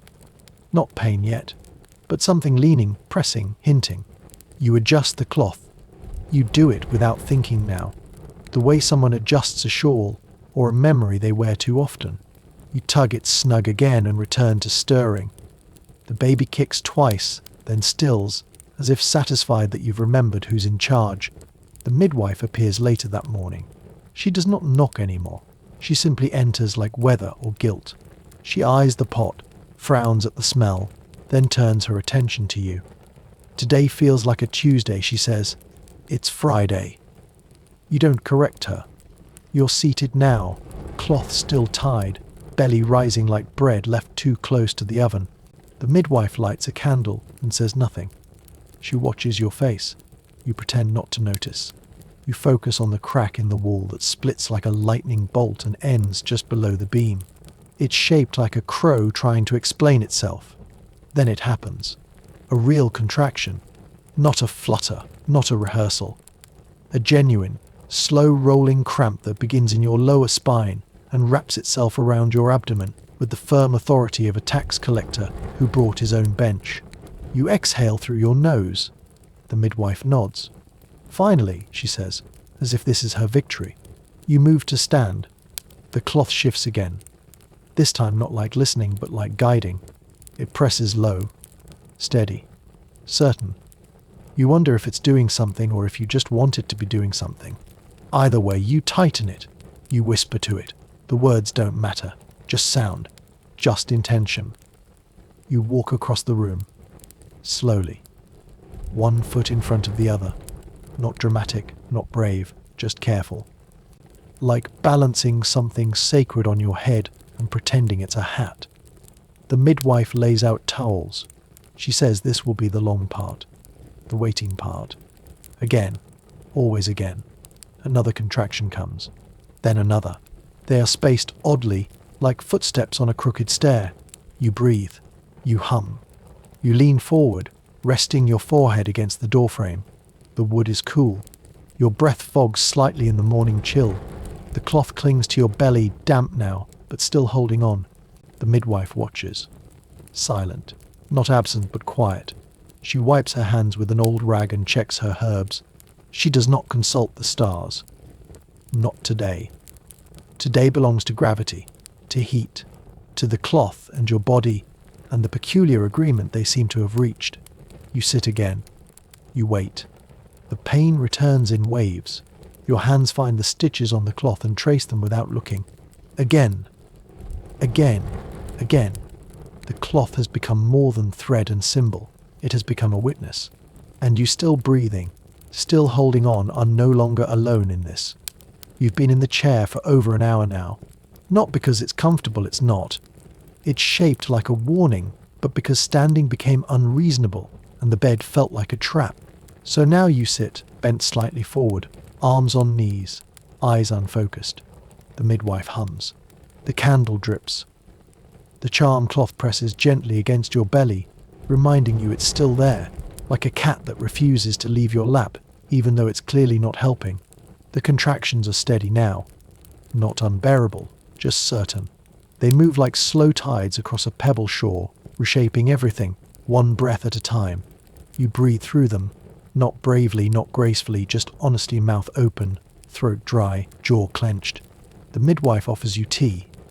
You shake your head. She shrugs, and pours herself a cup anyway. Someone knocks at the door. A neighbour again. They always arrive when the pain is at its most dramatic. This one offers a carved wooden token that's supposed to draw down gentle spirits. You thank her. You do not ask if it's being tested. The token smells like mildew and regret. You set it on the mantel beside a crust of bread no one dares eat, and a spoon that no longer stirs anything. The cloth shifts again. Not much. Just enough to pull at your skin and make you wonder if it has an opinion. You press your palm over the stitches. Some are looser than they were yesterday. One of the blue threads has frayed completely, curling outward like a question. You smooth it flat. You whisper, "It's all right." You don't know if you're speaking to the baby or the cloth or yourself. The pain spikes. A sharp, sudden twist, like someone rang a bell inside your pelvis and the sound bounced up your spine. You gasp. The midwife moves fast, kneels beside you, checks your pulse with one hand and rubs your back with the other. "Still early," she says, "but not much longer." The charm cloth has gone damp now. Your sweat maybe, or something else. The linen clings tighter, like it's afraid to lose contact. You don't move it. You don't dare. You sit still and wait for the next wave. It comes, then another, closer now, each one less like a question and more like an answer you forgot how to ask. You don't look at the stars anymore. You haven't asked about them since yesterday. They're still there, probably, but the cloth has taken their place. It is closer, warmer, more stubborn. You don't think it's magical. You're not sure you ever really did, but it stayed with you. Through false alarms, through shifting hips, through too many bowls of soup and not enough sleep. The midwife asks if you want to move. You shake your head. You're tired. And the chair, awful as it is, feels like the right place to be right now. So you stay. The cloth stays. And something beneath your ribs begins to gather its strength. At some point the room becomes quiet, not because the noise stops, but because your mind begins filing it away. The crackling fire is filed under background comfort. The midwife's quiet humming something tuneless, yet oddly structured, goes under unnecessary but harmless. The ticking of the candle wax, as it stretches and falls down the sides of the holder, lands under ongoing mysteries. The only sound that matters now is the one you feel more than hear, your own breath, climbing and dipping like a reluctant song. You reach down and touch the charm cloth again. It stayed in place better today, or maybe you've stopped fighting it. The linen feels warm, slightly damp, and familiar in the way old letters do, creased, handled, half-remembered. The stitches, once bright, are dull now. Not faded, exactly, just softened. Like they've decided that being loud wasn't necessary after all. You rub your thumb over a particular symbol, 3 loops bound together by a spiral. You were told it means safe return. Whether that meant the baby coming safely into the world or your own mind coming back after the labour, no one ever specified. You like that ambiguity. You've learned that certainty rarely shows up in the moments it's most needed. The contractions are more rhythmic now. Less like random storms, more like a tide that has picked a schedule. They rise, crash, retreat, and rise again. You begin to breathe through your teeth. You didn't mean to. It just happens. The midwife watches.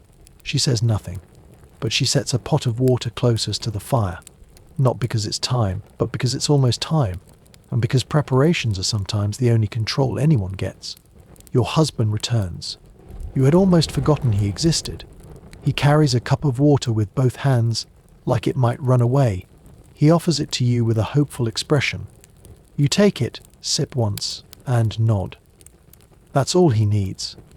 He backs away slowly, as if afraid of scaring the moment into retreat. The cloth shifts again. Or maybe your belly does. Or maybe the world does. It's hard to separate causes from effects anymore. You place your hand over the stitches again, this time gently, almost with apology. Soon you whisper. You're not sure if you're talking to the cloth, the baby, or yourself. Possibly all 3. Possibly none of them. A sudden wave of pain grips your hips, climbs your ribs, curls around your lungs like an argument you don't want to have. You grunt. You lean forward. The midwife steps in quietly and places both hands on your shoulders. Steady. Anchoring. Unspoken. The cloth presses inward with the same pressure. There is no magic. Just presence. Just proximity. Just someone that stayed. The room feels smaller now. Not in a bad way. In a focused way. The stars are still out there, probably. The bells still ring, though faintly, and from some other world. But here, in this room, it is just you, your body, the midwife, and the cloth that someone stitched with a hope they never had to explain. And in this breath, this long, tired, meaningful breath, you feel all of it. The next contraction does not ask permission. It arrives with the confidence of a guest who has been invited to every house in the village and no longer knocks. It starts in your lower spine, coils inward like a rope being pulled through your ribs and stays. You do not scream. You grip the edge of the stool and close your eyes because blinking feels like it might shatter something. The midwife is speaking now calmly, firmly, like she's reading from a book no one else can see. She places a warm cloth over your thighs. She tells you the baby is moving down. You nod. Of course you nod. You've been nodding for what feels like half a year. The charm cloth tightens slightly. Not from the knot, no one's touched it, but from the way your stomach contracts beneath it.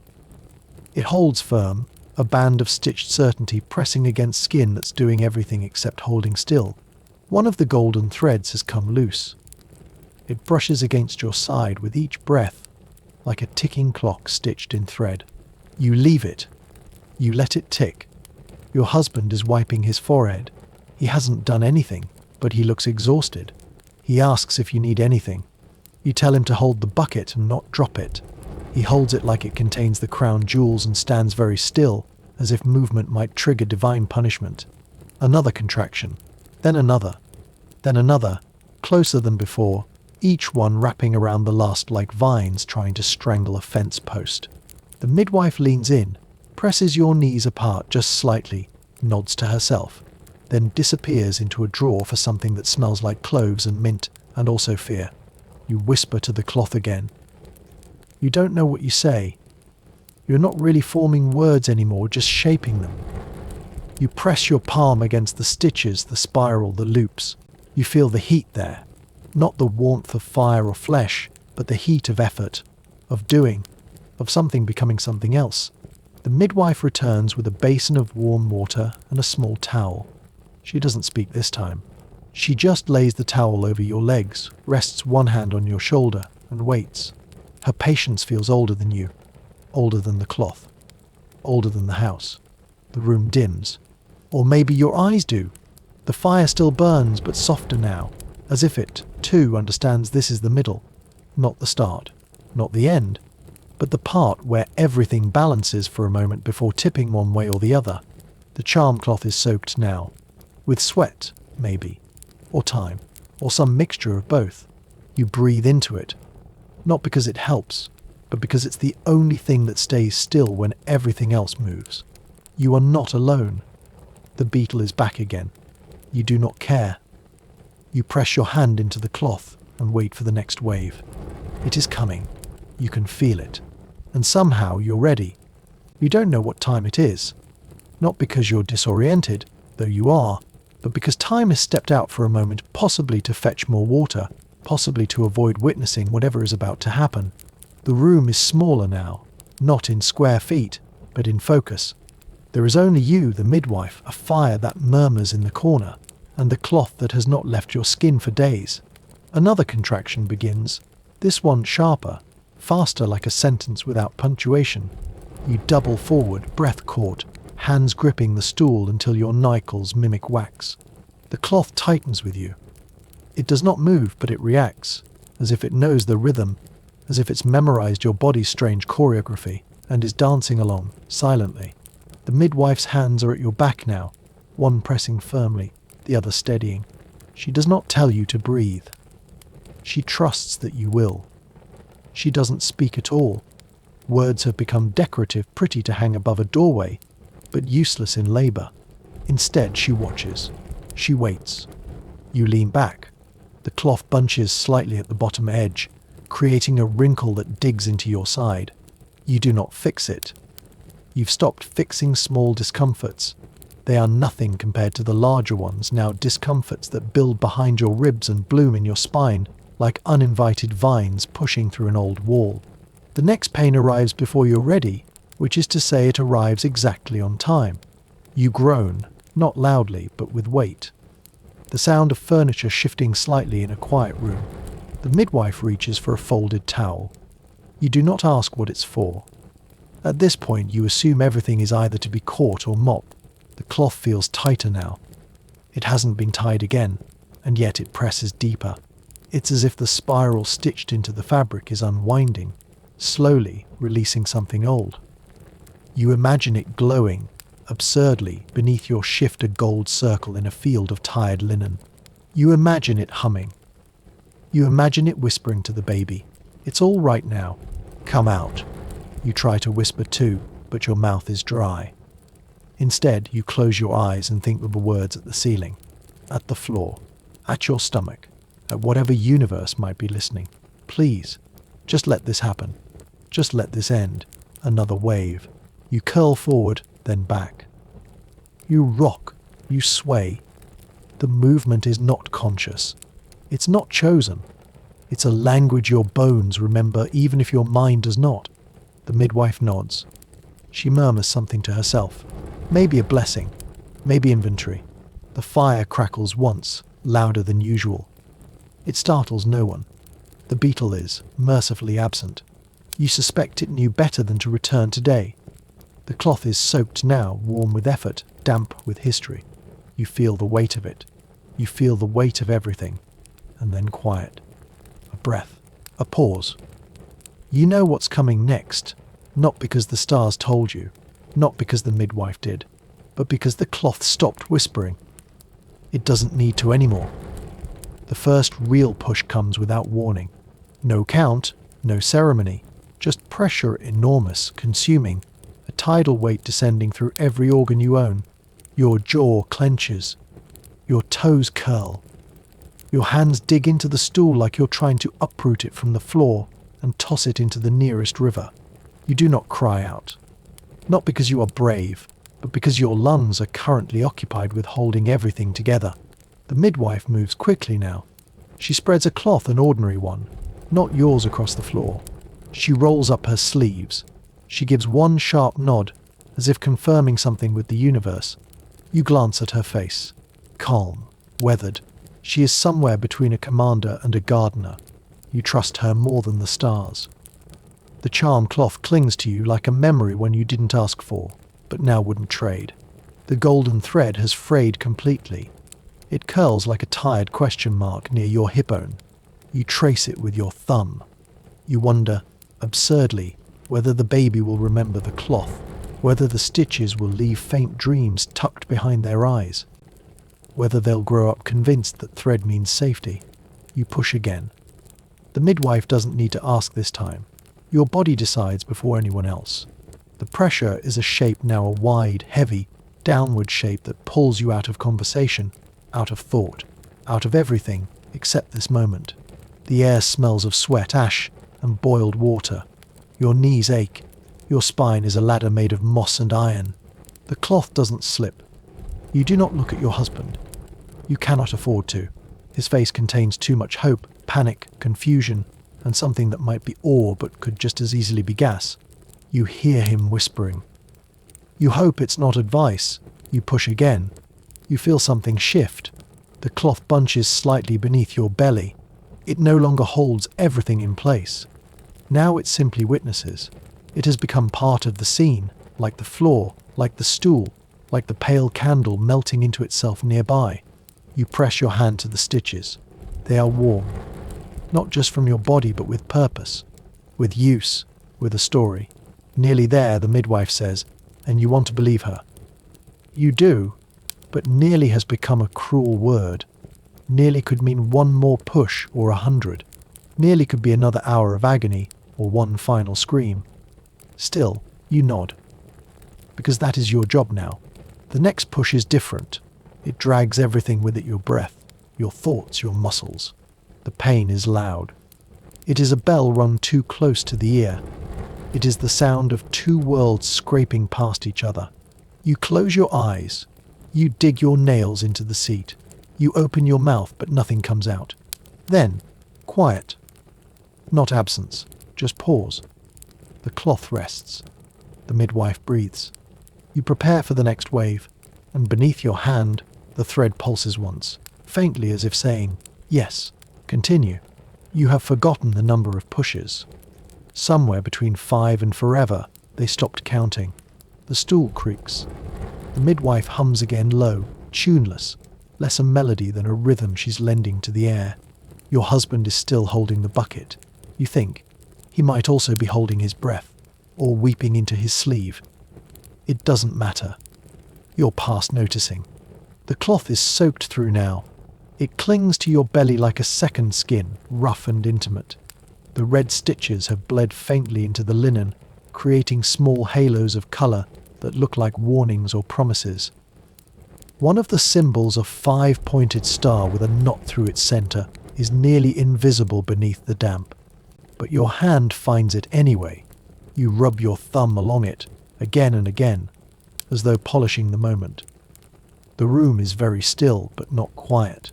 There is the fire, always crackling. The low sound of water shifting in the basin. The wind outside, tapping faintly against the shutters like a friend who has overstayed their welcome and can't decide whether to say goodbye. Inside, it's you and your breath and the pressure mounting again, moving again. Another wave builds. Not a contraction anymore, this is something else. It rises differently. It doesn't wrap, it presses. It doesn't pull, it insists. The pain is not sharp. It's wide. A horizon folding inward. You exhale through your teeth and feel your legs begin to shake. The midwife sees it. She nods once. Now, she says.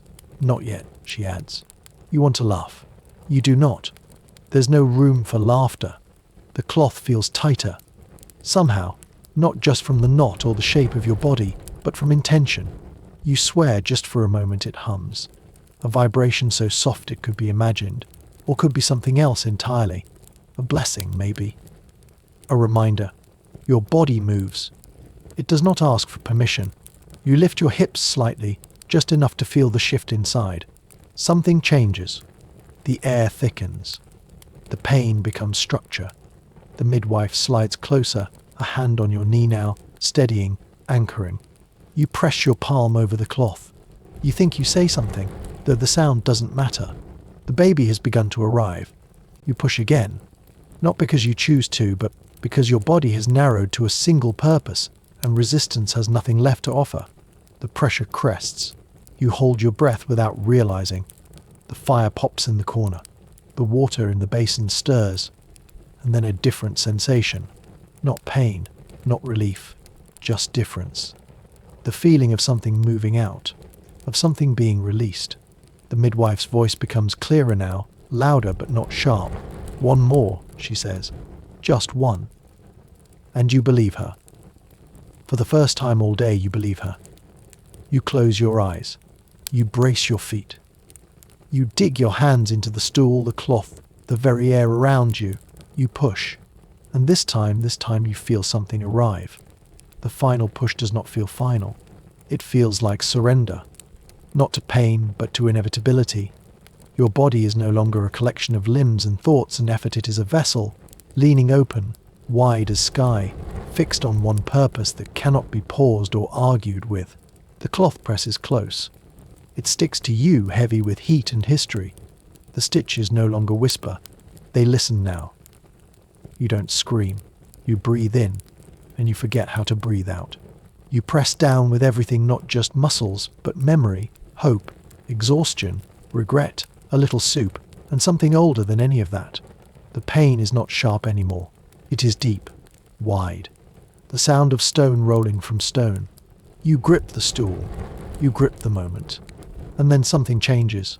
A wetness. A shift. A pressure releasing. The baby. The midwife is there. She catches. She does not speak. She checks. She nods. She moves with the quiet intensity of someone rearranging stars. Your husband gasps. You still haven't looked at him. You're not sure you ever will. The beetle is absent, out of respect, or perhaps fright. You think vaguely that it might be under the cupboard, penning a small memoir. You fall back, slowly, gently. Like a curtain collapsing after a long, bad play. Your knees still shake. Your arms tingle with emptiness. Your lungs try to decide if they are grateful or insulted. You do not feel joy. Not yet. You feel space. A sudden quiet in the cathedral of your body. The midwife wraps the child. She hums, but not the same tune. It's lower now, softer, like a secret being tucked away for later. She places the baby in your arms. It is not heavy. It is not light. It is simply everything. The cloth somehow is still in place. Soaked, wrinkled, sagging a little at one side. One corner has folded over, hiding the spiral. You reach down and lift it, not to fix it, but to see it, to acknowledge it, to thank it. The gold thread is still there, though dulled by sweat and hours. It has held. You sit with the baby in your lap. The fire has dimmed. The candles are nearly done. The room smells like salt and sage and birth and endings. Your husband speaks your name like it's the first time he's remembered it. You say nothing. You are full of everything, and still too hollow to echo. You look at the cloth. You press your palm to the spiral once more. And you say the thing you never said aloud. Thank you, not because it was magic, not because it saved you, but because it stayed. Because someone stitched this square of linen, not knowing you would exist, not knowing what you would carry, or lose, or bring forth into the world. And yet, they stitched anyway. And now soaked, silent, soft as breath, it lies across your skin like a witness who saw everything and asked for nothing in return. You are not allowed to open the window. It doesn't matter how warm the room has become. It doesn't matter that the fire still crackles and the candle wax has begun to puddle at the base like exhausted thoughts. The drapes must stay drawn. The windows must remain shut. The air must be stale, sacred, and thoroughly inspected by at least 3 old women who haven't agreed on anything since the Queen's last haircut. This is a noble birth chamber, which means rules, which means rituals, which means you sit in a bed carved with lion heads and velvet gilt, wrapped in sheets that are older than your marriage, while 3 attendants argue over whether rosemary or lavender better wards off the devil. The fire is unnecessary, but the fire stays, because tradition says the child must be greeted by warmth, not by cold, not by breeze, not by whatever wind happens to be blowing in from the garden, where the peasants are currently attempting to birth children without embroidered pillows. You shift uncomfortably. The mattress has lumps in places that suggest past births, past noblewomen, and possibly one very confused goose. The sheets smell faintly of cedar, sweat, and overconfidence. You are not wearing anything practical. You are wearing dignity, layers of it, tied in ribbons, hemmed in gold thread, with sleeves long enough to trip a saint. You cannot move freely. That is not the point. The room is draped entirely in red. Red for protection. Red for fertility. Red for reasons no one explains. The windows are shuttered, the walls are padded in fabric, and there are tapestries of saints doing things you're fairly certain saints never did. Every surface is soft. Every edge is covered. It's not a chamber, it's a padded envelope sealed with incense and superstition. The midwife arrives late, of course, because timing is for commoners. She bows, unnecessarily low, then immediately begins adjusting things, the angle of your pillow, the tilt of the basin, the presence of a footstool you didn't notice before but now apparently must have. You say nothing. Nobler women do not question. They endure elegantly. Your mother-in-law arrives next. She does not speak to you directly. She speaks to the air above your head, praising the chamber, complimenting the curtains, and inquiring why the rosemary smells faintly of turnip. She sits, fanning herself with a lace fan that's seen better centuries. You smile. You do not mean it. The cloths are embroidered. The towels have initials. Even the soap unused sits in a gold dish shaped like a lion paw. You consider asking for water, but someone is already pouring it. Someone else is already testing the temperature, and a third person is blessing it with a verse that was likely made up on the spot. You are not alone. You are never alone. You are surrounded by hands, voices, fabrics, prayers, but there is no space, no air, no room to be frightened or honest. Only room to perform, and so you lie back, dressed like a ceremony, breathing through velvet, waiting for labour to begin in a room that has already decided how it will end. It was called a birthing chair. That much at least was accurate. A chair was involved. Birth was expected. What wasn't accurate was the assumption eagerly repeated by decorators and elderly aunts that it offered comfort. It did not. The birthing chair was not built for rest, nor for ease. It was built like a threat, and shaped like a misunderstanding between architecture and anatomy. You are helped into it, or rather, you are arranged into it by three women with good intentions and terrible timing. They move your legs this way, then that. They tilt your hips, adjust a cushion that disappears somewhere under your spine, and then step back as if admiring a tapestry hung slightly crooked but left that way out of stubborn pride. The chair is made of dark wood stained by time, polish, and possibly regret. It has a hole in the centre, as all proper birthing chairs do, and the hole is framed by carvings of grapes and angels that don't seem to help anyone. Your thighs rest against the cold edges. There is no backrest. You are meant to lean forward, supported by thin arms and vague encouragement.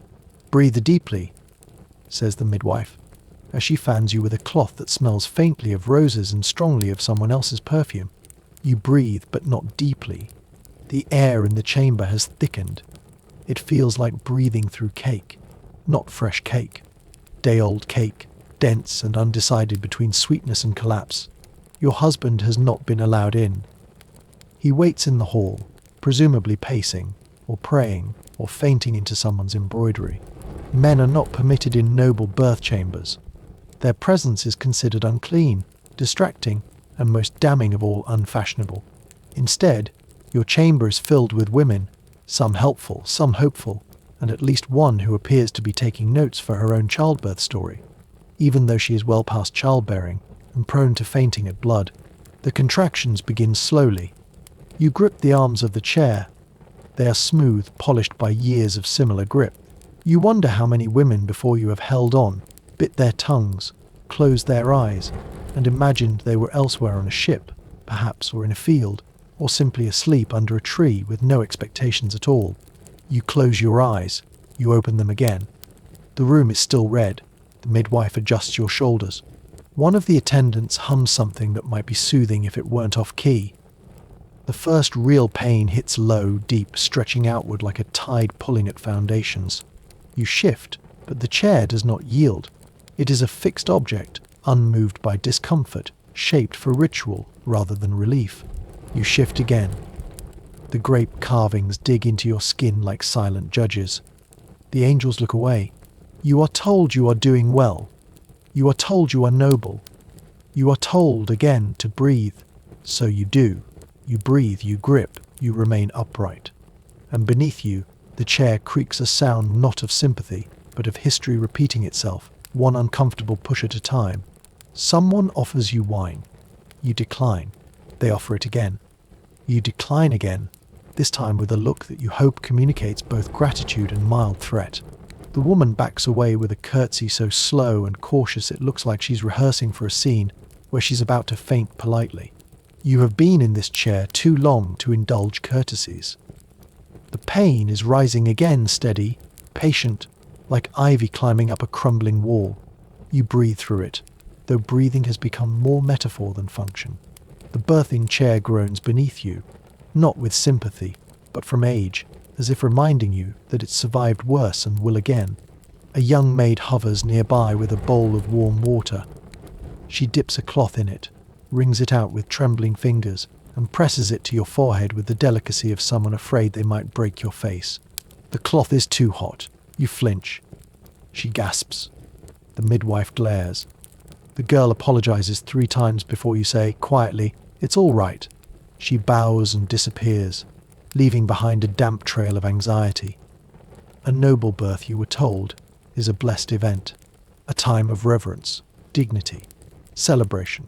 So far, it has been a festival of sweat, discomfort, unasked for fanning, and a chair designed by someone who'd clearly never met a woman.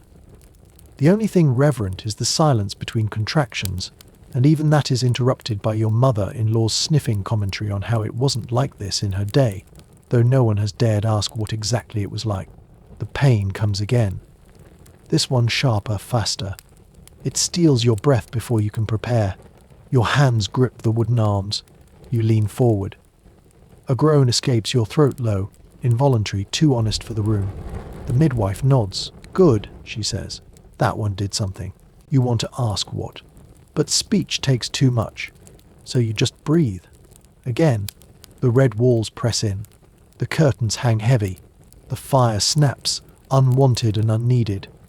You begin to feel as if the chamber itself is breathing with you, inhaling your efforts, exhaling expectations. You are a figure in a painting, draped, decorated, posed in the throes of something powerful and poorly understood by anyone standing upright. Someone else offers you broth. It smells like chicken and disappointment. You wave it away. They retreat.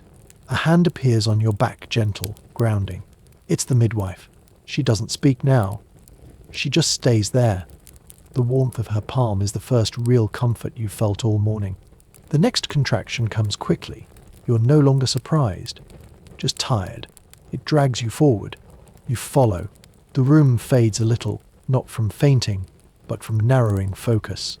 You are no longer a lady, no longer a noblewoman, no longer a daughter, wife, hostess, or decoration. You are only this, a body opening, gripping, bracing. A breath held. A story unfolding in linen and sweat. And still the fire crackles. The chair groans. The angels on the wood look away. The chamber feels smaller now, not because the walls have moved, though they might as well have, but because the air itself seems to press in, heavy with incense and expectation. The curtains still hang thick, maroon folds swallowing what little breeze might have dared to enter. The fire continues its unnecessary vigil, crackling in the corner like a bored witness with nothing better to do, and you trapped in the birthing chair that some artisan surely designed after losing a bet remain upright, clinging to what little strength hasn't already been wrung out of you by hours of decorum. The pain builds again, a slow gathering, like clouds over a hill. You feel it first in your back, a deep, grinding ache that wraps around your sides, pulling tight like a belt cinched by an overenthusiastic squire. The midwife leans in, whispers encouragement that might be comforting if you had the energy to process words. You nod, always nodding, always agreeable. The noble lady's default expression. Your hands are slick now. The polished wood of the chair's arms offers no grip. You press your palms flat, fingers splayed, as if trying to ground yourself in the grain of the oak. You think about the other women who must have done the same centuries of hands, gripping the same grooves, leaving behind invisible fingerprints in moments just like this. An attendant appears at your side, dabbing your brow with a cloth that smells faintly of rosewater and strongly of overuse. She asks if you'd like more broth. You do not answer. You focus on breathing, on counting the gaps between pains, on imagining the chair as something other than what it is, perhaps a throne, perhaps a boat, perhaps anything that would carry you somewhere far from this room padded in velvet and suffocation. The contraction peaks. You groan low, guttural, unplanned. The midwife nods, as if she expected no less. She places a firm hand at the small of your back. Steady, solid. The first truly useful thing anyone has done all morning. The fire spits another spark. The air grows warmer. Your gown clings to you now, heavy with sweat, laced with gold thread that mocks you with its useless beauty. The walls seem to breathe, inhaling your effort, exhaling the collective anticipation of the room's many watchers. Another contraction. Closer, stronger. Your breath catches. Your vision narrows. You grip the chair harder. You lean forward, not by choice but because your body demands it, folding inward, trying to meet the ache head-on. The midwife murmurs, "It won't be long now." You've heard this before. It no longer means anything. But you nod because what else can you do? The room remains draped in red. The fire crackles on. The angels carved into the chair still look anywhere but at you. And you wait, balanced between what was and what comes next, in a chamber that feels more like a velvet-wrapped cage with every passing breath. There is a script to this. You know it. You were taught it. From the moment you were married, if not before. A noblewoman gives birth with composure. She keeps her voice low, her posture elegant, her suffering poetic. She does not thrash. She does not sob. She does not swear, at least, not in words anyone recognizes. And yet, here you are, shoulders hunched, mouth open, hair stuck to your cheeks in ropes of sweat and resignation, forgetting every line. The pain does not care for scripts. It rewrites them. It tears through your body, like a herald announcing its presence in 6 languages, none of them polite. You groan again, louder this time. The sound surprises even you. One of the attendants gasps softly. Another looks to the midwife, who merely lifts her eyebrows, as if to say, "This is how it goes." You shift in the chair. You try to sit taller, more composed, but your spine disagrees. It curves, compresses, becomes a question mark made of bone and effort. The red curtains loom around you, and the fire crackles in approval, apparently satisfied that someone is finally breaking decorum. Your gown, chosen weeks ago for its embroidery and symbolism, now feels like a wet net. The sleeves sag with damp weight. The collar itches. The gold threads itch worse. The entire thing clings to your body like a too formal regret. You want to rip it off. You settle for tugging at the neckline with as much dignity as someone mid-contraction can muster. The pain returns low, wide, wrapping itself around your hips like an unwanted guest who insists on staying for supper. You grip the arms of the chair. They are sticky now, your sweat mingling with the ancient polish. You wonder if the wood remembers. If somewhere, deep in its grain, echoes of past screams linger like ghosts who were never permitted to haunt. The midwife is watching. She sees everything, says little. Her eyes are calm, but her hands move constantly, adjusting towels, pouring water, steadying knees that tremble under layered skirts. She does not scold. She does not soothe. She simply works, as if trying to remind the room that all of this pain, mess, noise is perfectly ordinary. Another contraction. Sharper. You breathe in through your teeth. You count. 1, 2, 3. Somewhere around 5 you forget what comes next. You bite the inside of your cheek. It doesn't help, but it gives you something to do. They offer more broth. You refuse it with a shake of your head, so small you're not sure they even saw it. Someone places a cool cloth on your neck. This time it's not too hot. This time it helps. A little. The room feels both full and far away. The women murmur. The walls press close. The carved angels continue their determined indifference. And you, forgetting your lines, begin to improvise with breath, with sound, with every push that rewrites what it means to be noble. The saints are watching. Or at least, that's what you're told. They hang on the tapestries stitched in gold and faded blue, caught in poses of gentle blessing, solemn gazes tilted downward as though they've paused mid-hymn to observe meow. One holds a lily, another a scroll, a third, inexplicably, a goose. You stare at them between contractions, trying to find meaning in their embroidered indifference. They don't blink. They don't help. They are as stitched into this room as you are stitched into your role. You shift. The birthing chair complains under your weight, a groan, a creak, a subtle judgment. The midwife moves forward. She checks the position of something you don't ask about and adjusts a towel with the precision of someone folding prayers. Her hands are sure. Her voice remains absent. She has reached the stage where speaking would be redundant. Another wave builds. Your hands grip the arms of the chair, knuckles pale, veins vivid.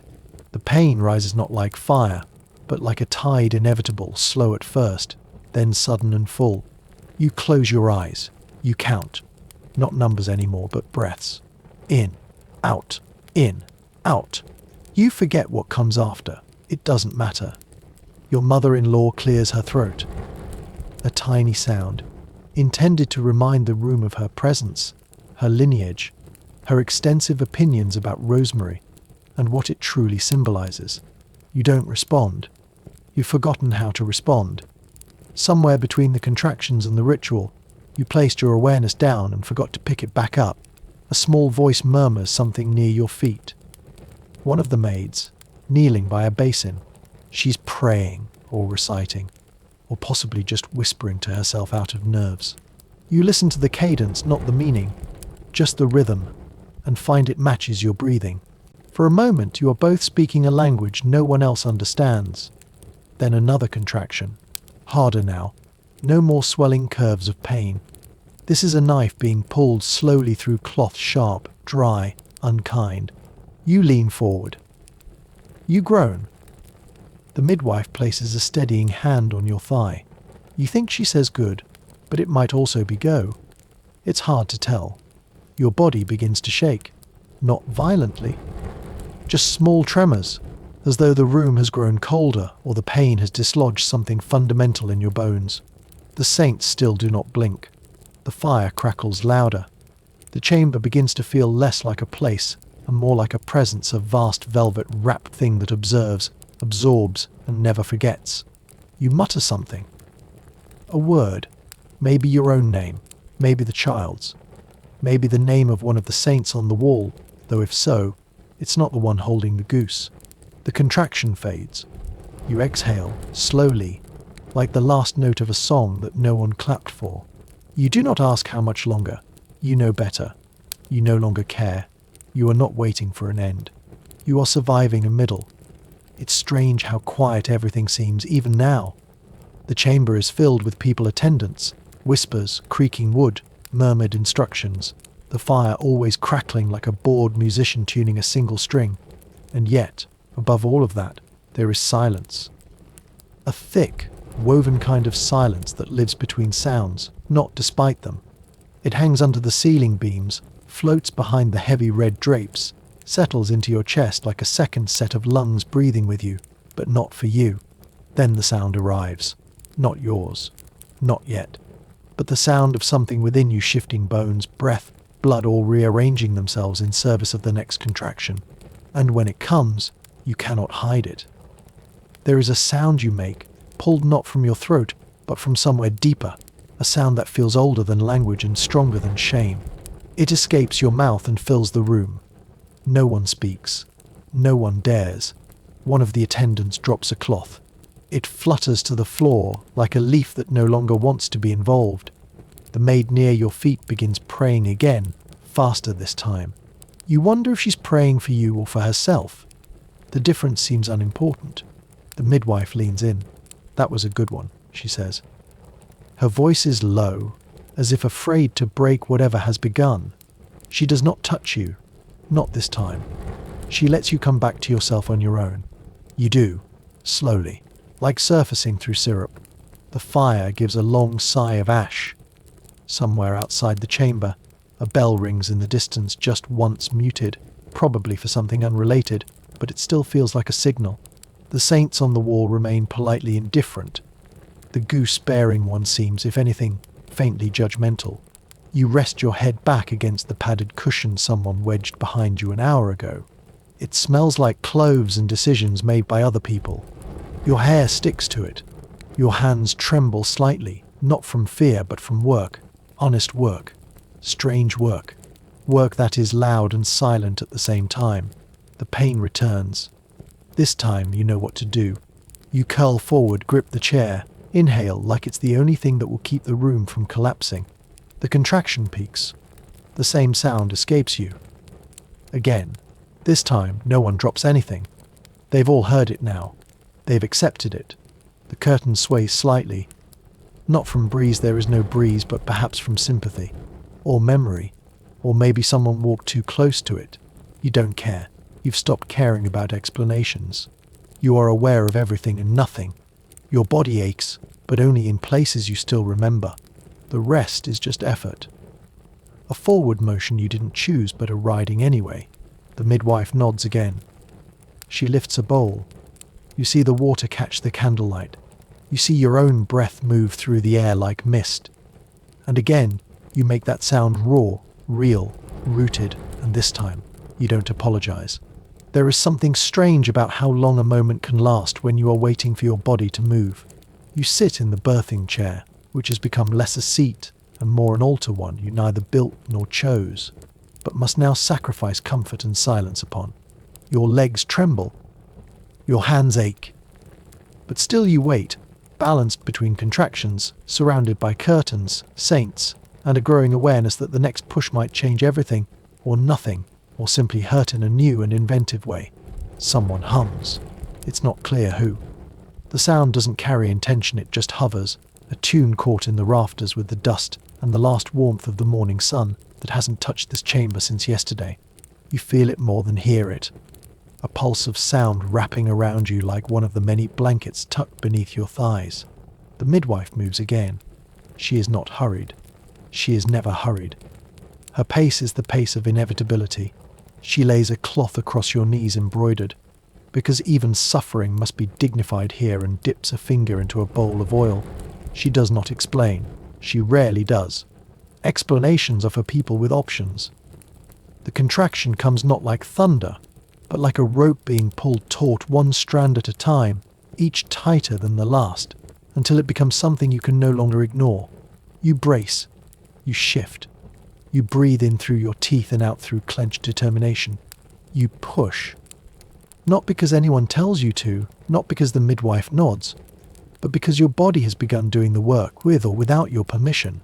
You groan. The sound is lower now, more grounded, as if your lungs have been instructed to speak directly to the floorboards. The chair groans with you, a companion in wood and strain.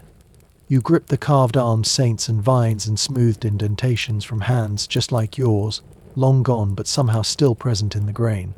The pain rises, peaks, breaks. You collapse back, not dramatically, but completely, like a sail falling in windless weather. Your head finds the cushion again. Your neck protests. You breathe through the echo of the push, waiting for the next one, praying it comes soon, or doesn't come at all. Your mother-in-law whispers something about posture. You do not respond. If posture could birth a child, she would have delivered you herself by now. Another attendant offers broth. You smell it, boiled onion and forced optimism, and shake your head. You feel something shift. Inside. Low. Heavy. Not pain, not yet. Just movement. A promise. The midwife nods. Good, she says. Just that. Just once. You stare at the red curtain.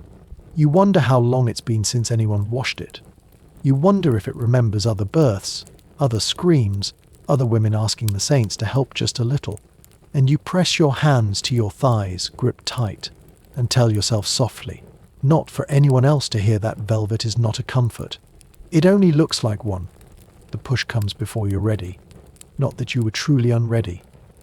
You've been ready, in the abstract way people are ready for winter or taxes, expecting it, dreading it, but never quite able to believe it's here until the snow is inside the house.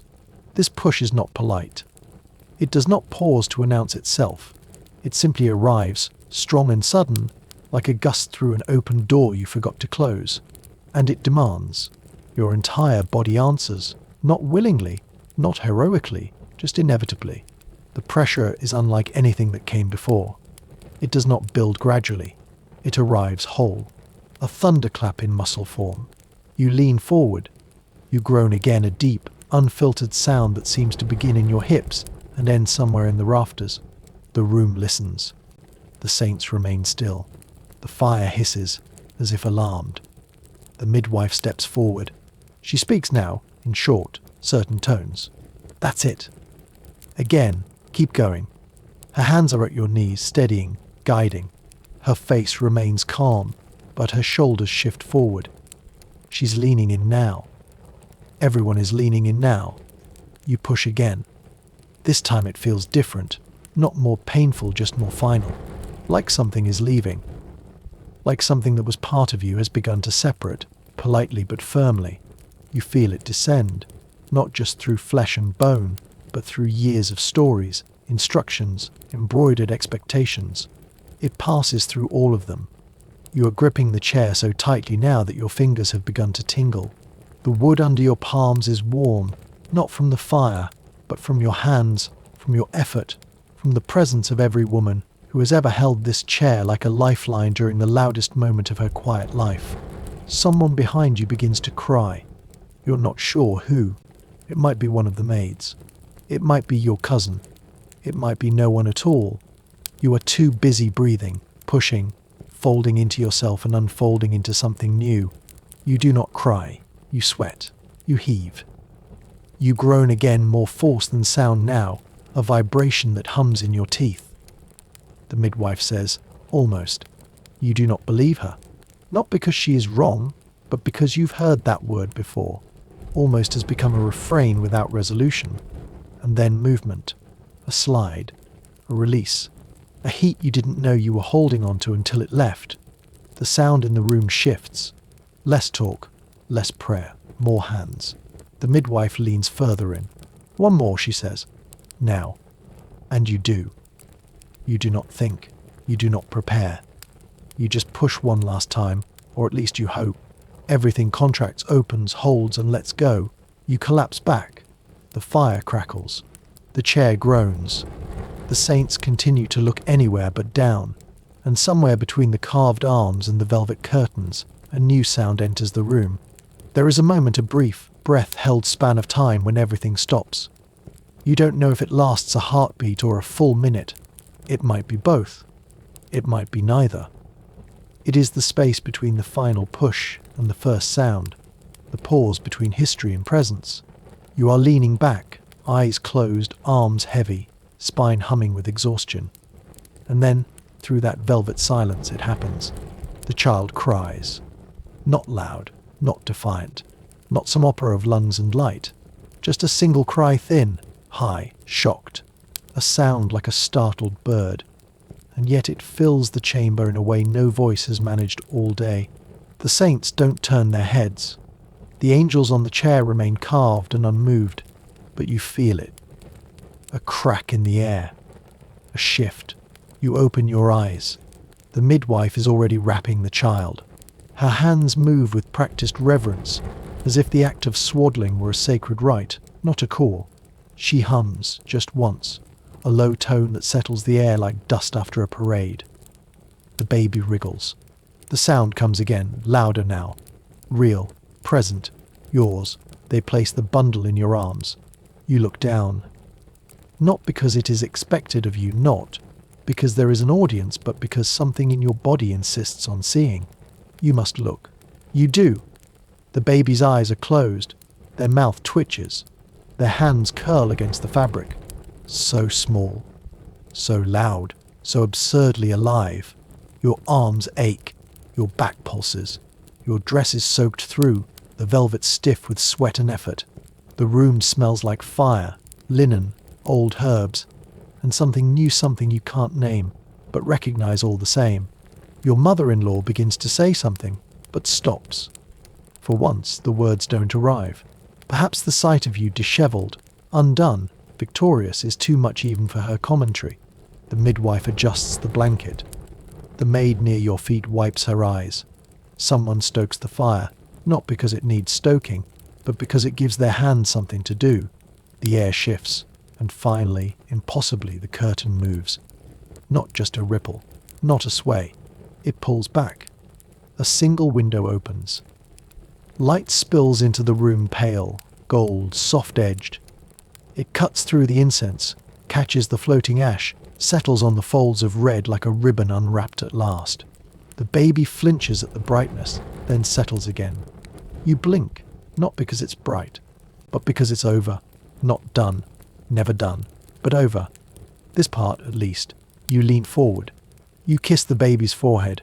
Their skin is soft, damp, unfamiliar. You breathe in, not out of ceremony, not out of duty, just because you can. And for the first time since the pains began, no one tells you what to do. You are no longer performing. You are simply holding. And the curtain finally stays open. The fire has dwindled to soft embers, flickering like tired eyes too heavy to stay open. The curtain's still red, still thick, hang looser now, like old arguments finally forgotten. The air is cooler. Not cold, not sharp. Just cool enough to make you notice your own warmth. You're still holding the child. The cloth beneath them is damp with effort and salt, and something that feels like memory. Your arms are sore. Your legs ache. The chair beneath you no longer groans. It just holds. No one speaks. Not because there's nothing to say, but because the saying of it would undo something delicate. And the saints, still fixed in their stitched indifference, have nothing more to offer, only the quiet companionship of figures who have watched too many births to pretend surprise. The candlelight flickers once. The baby stirs. And the world, for a moment, seems to tilt gently inward toward stillness, toward breath, toward the next small motion that means tomorrow has already begun. Thank you for staying until the very end. If your eyes are still open, gently now, close them. And if they're already closed, stay. Rest there. There will always be curtains, and fire, and saints who never blink, and you know it will repeat tomorrow, as it always does.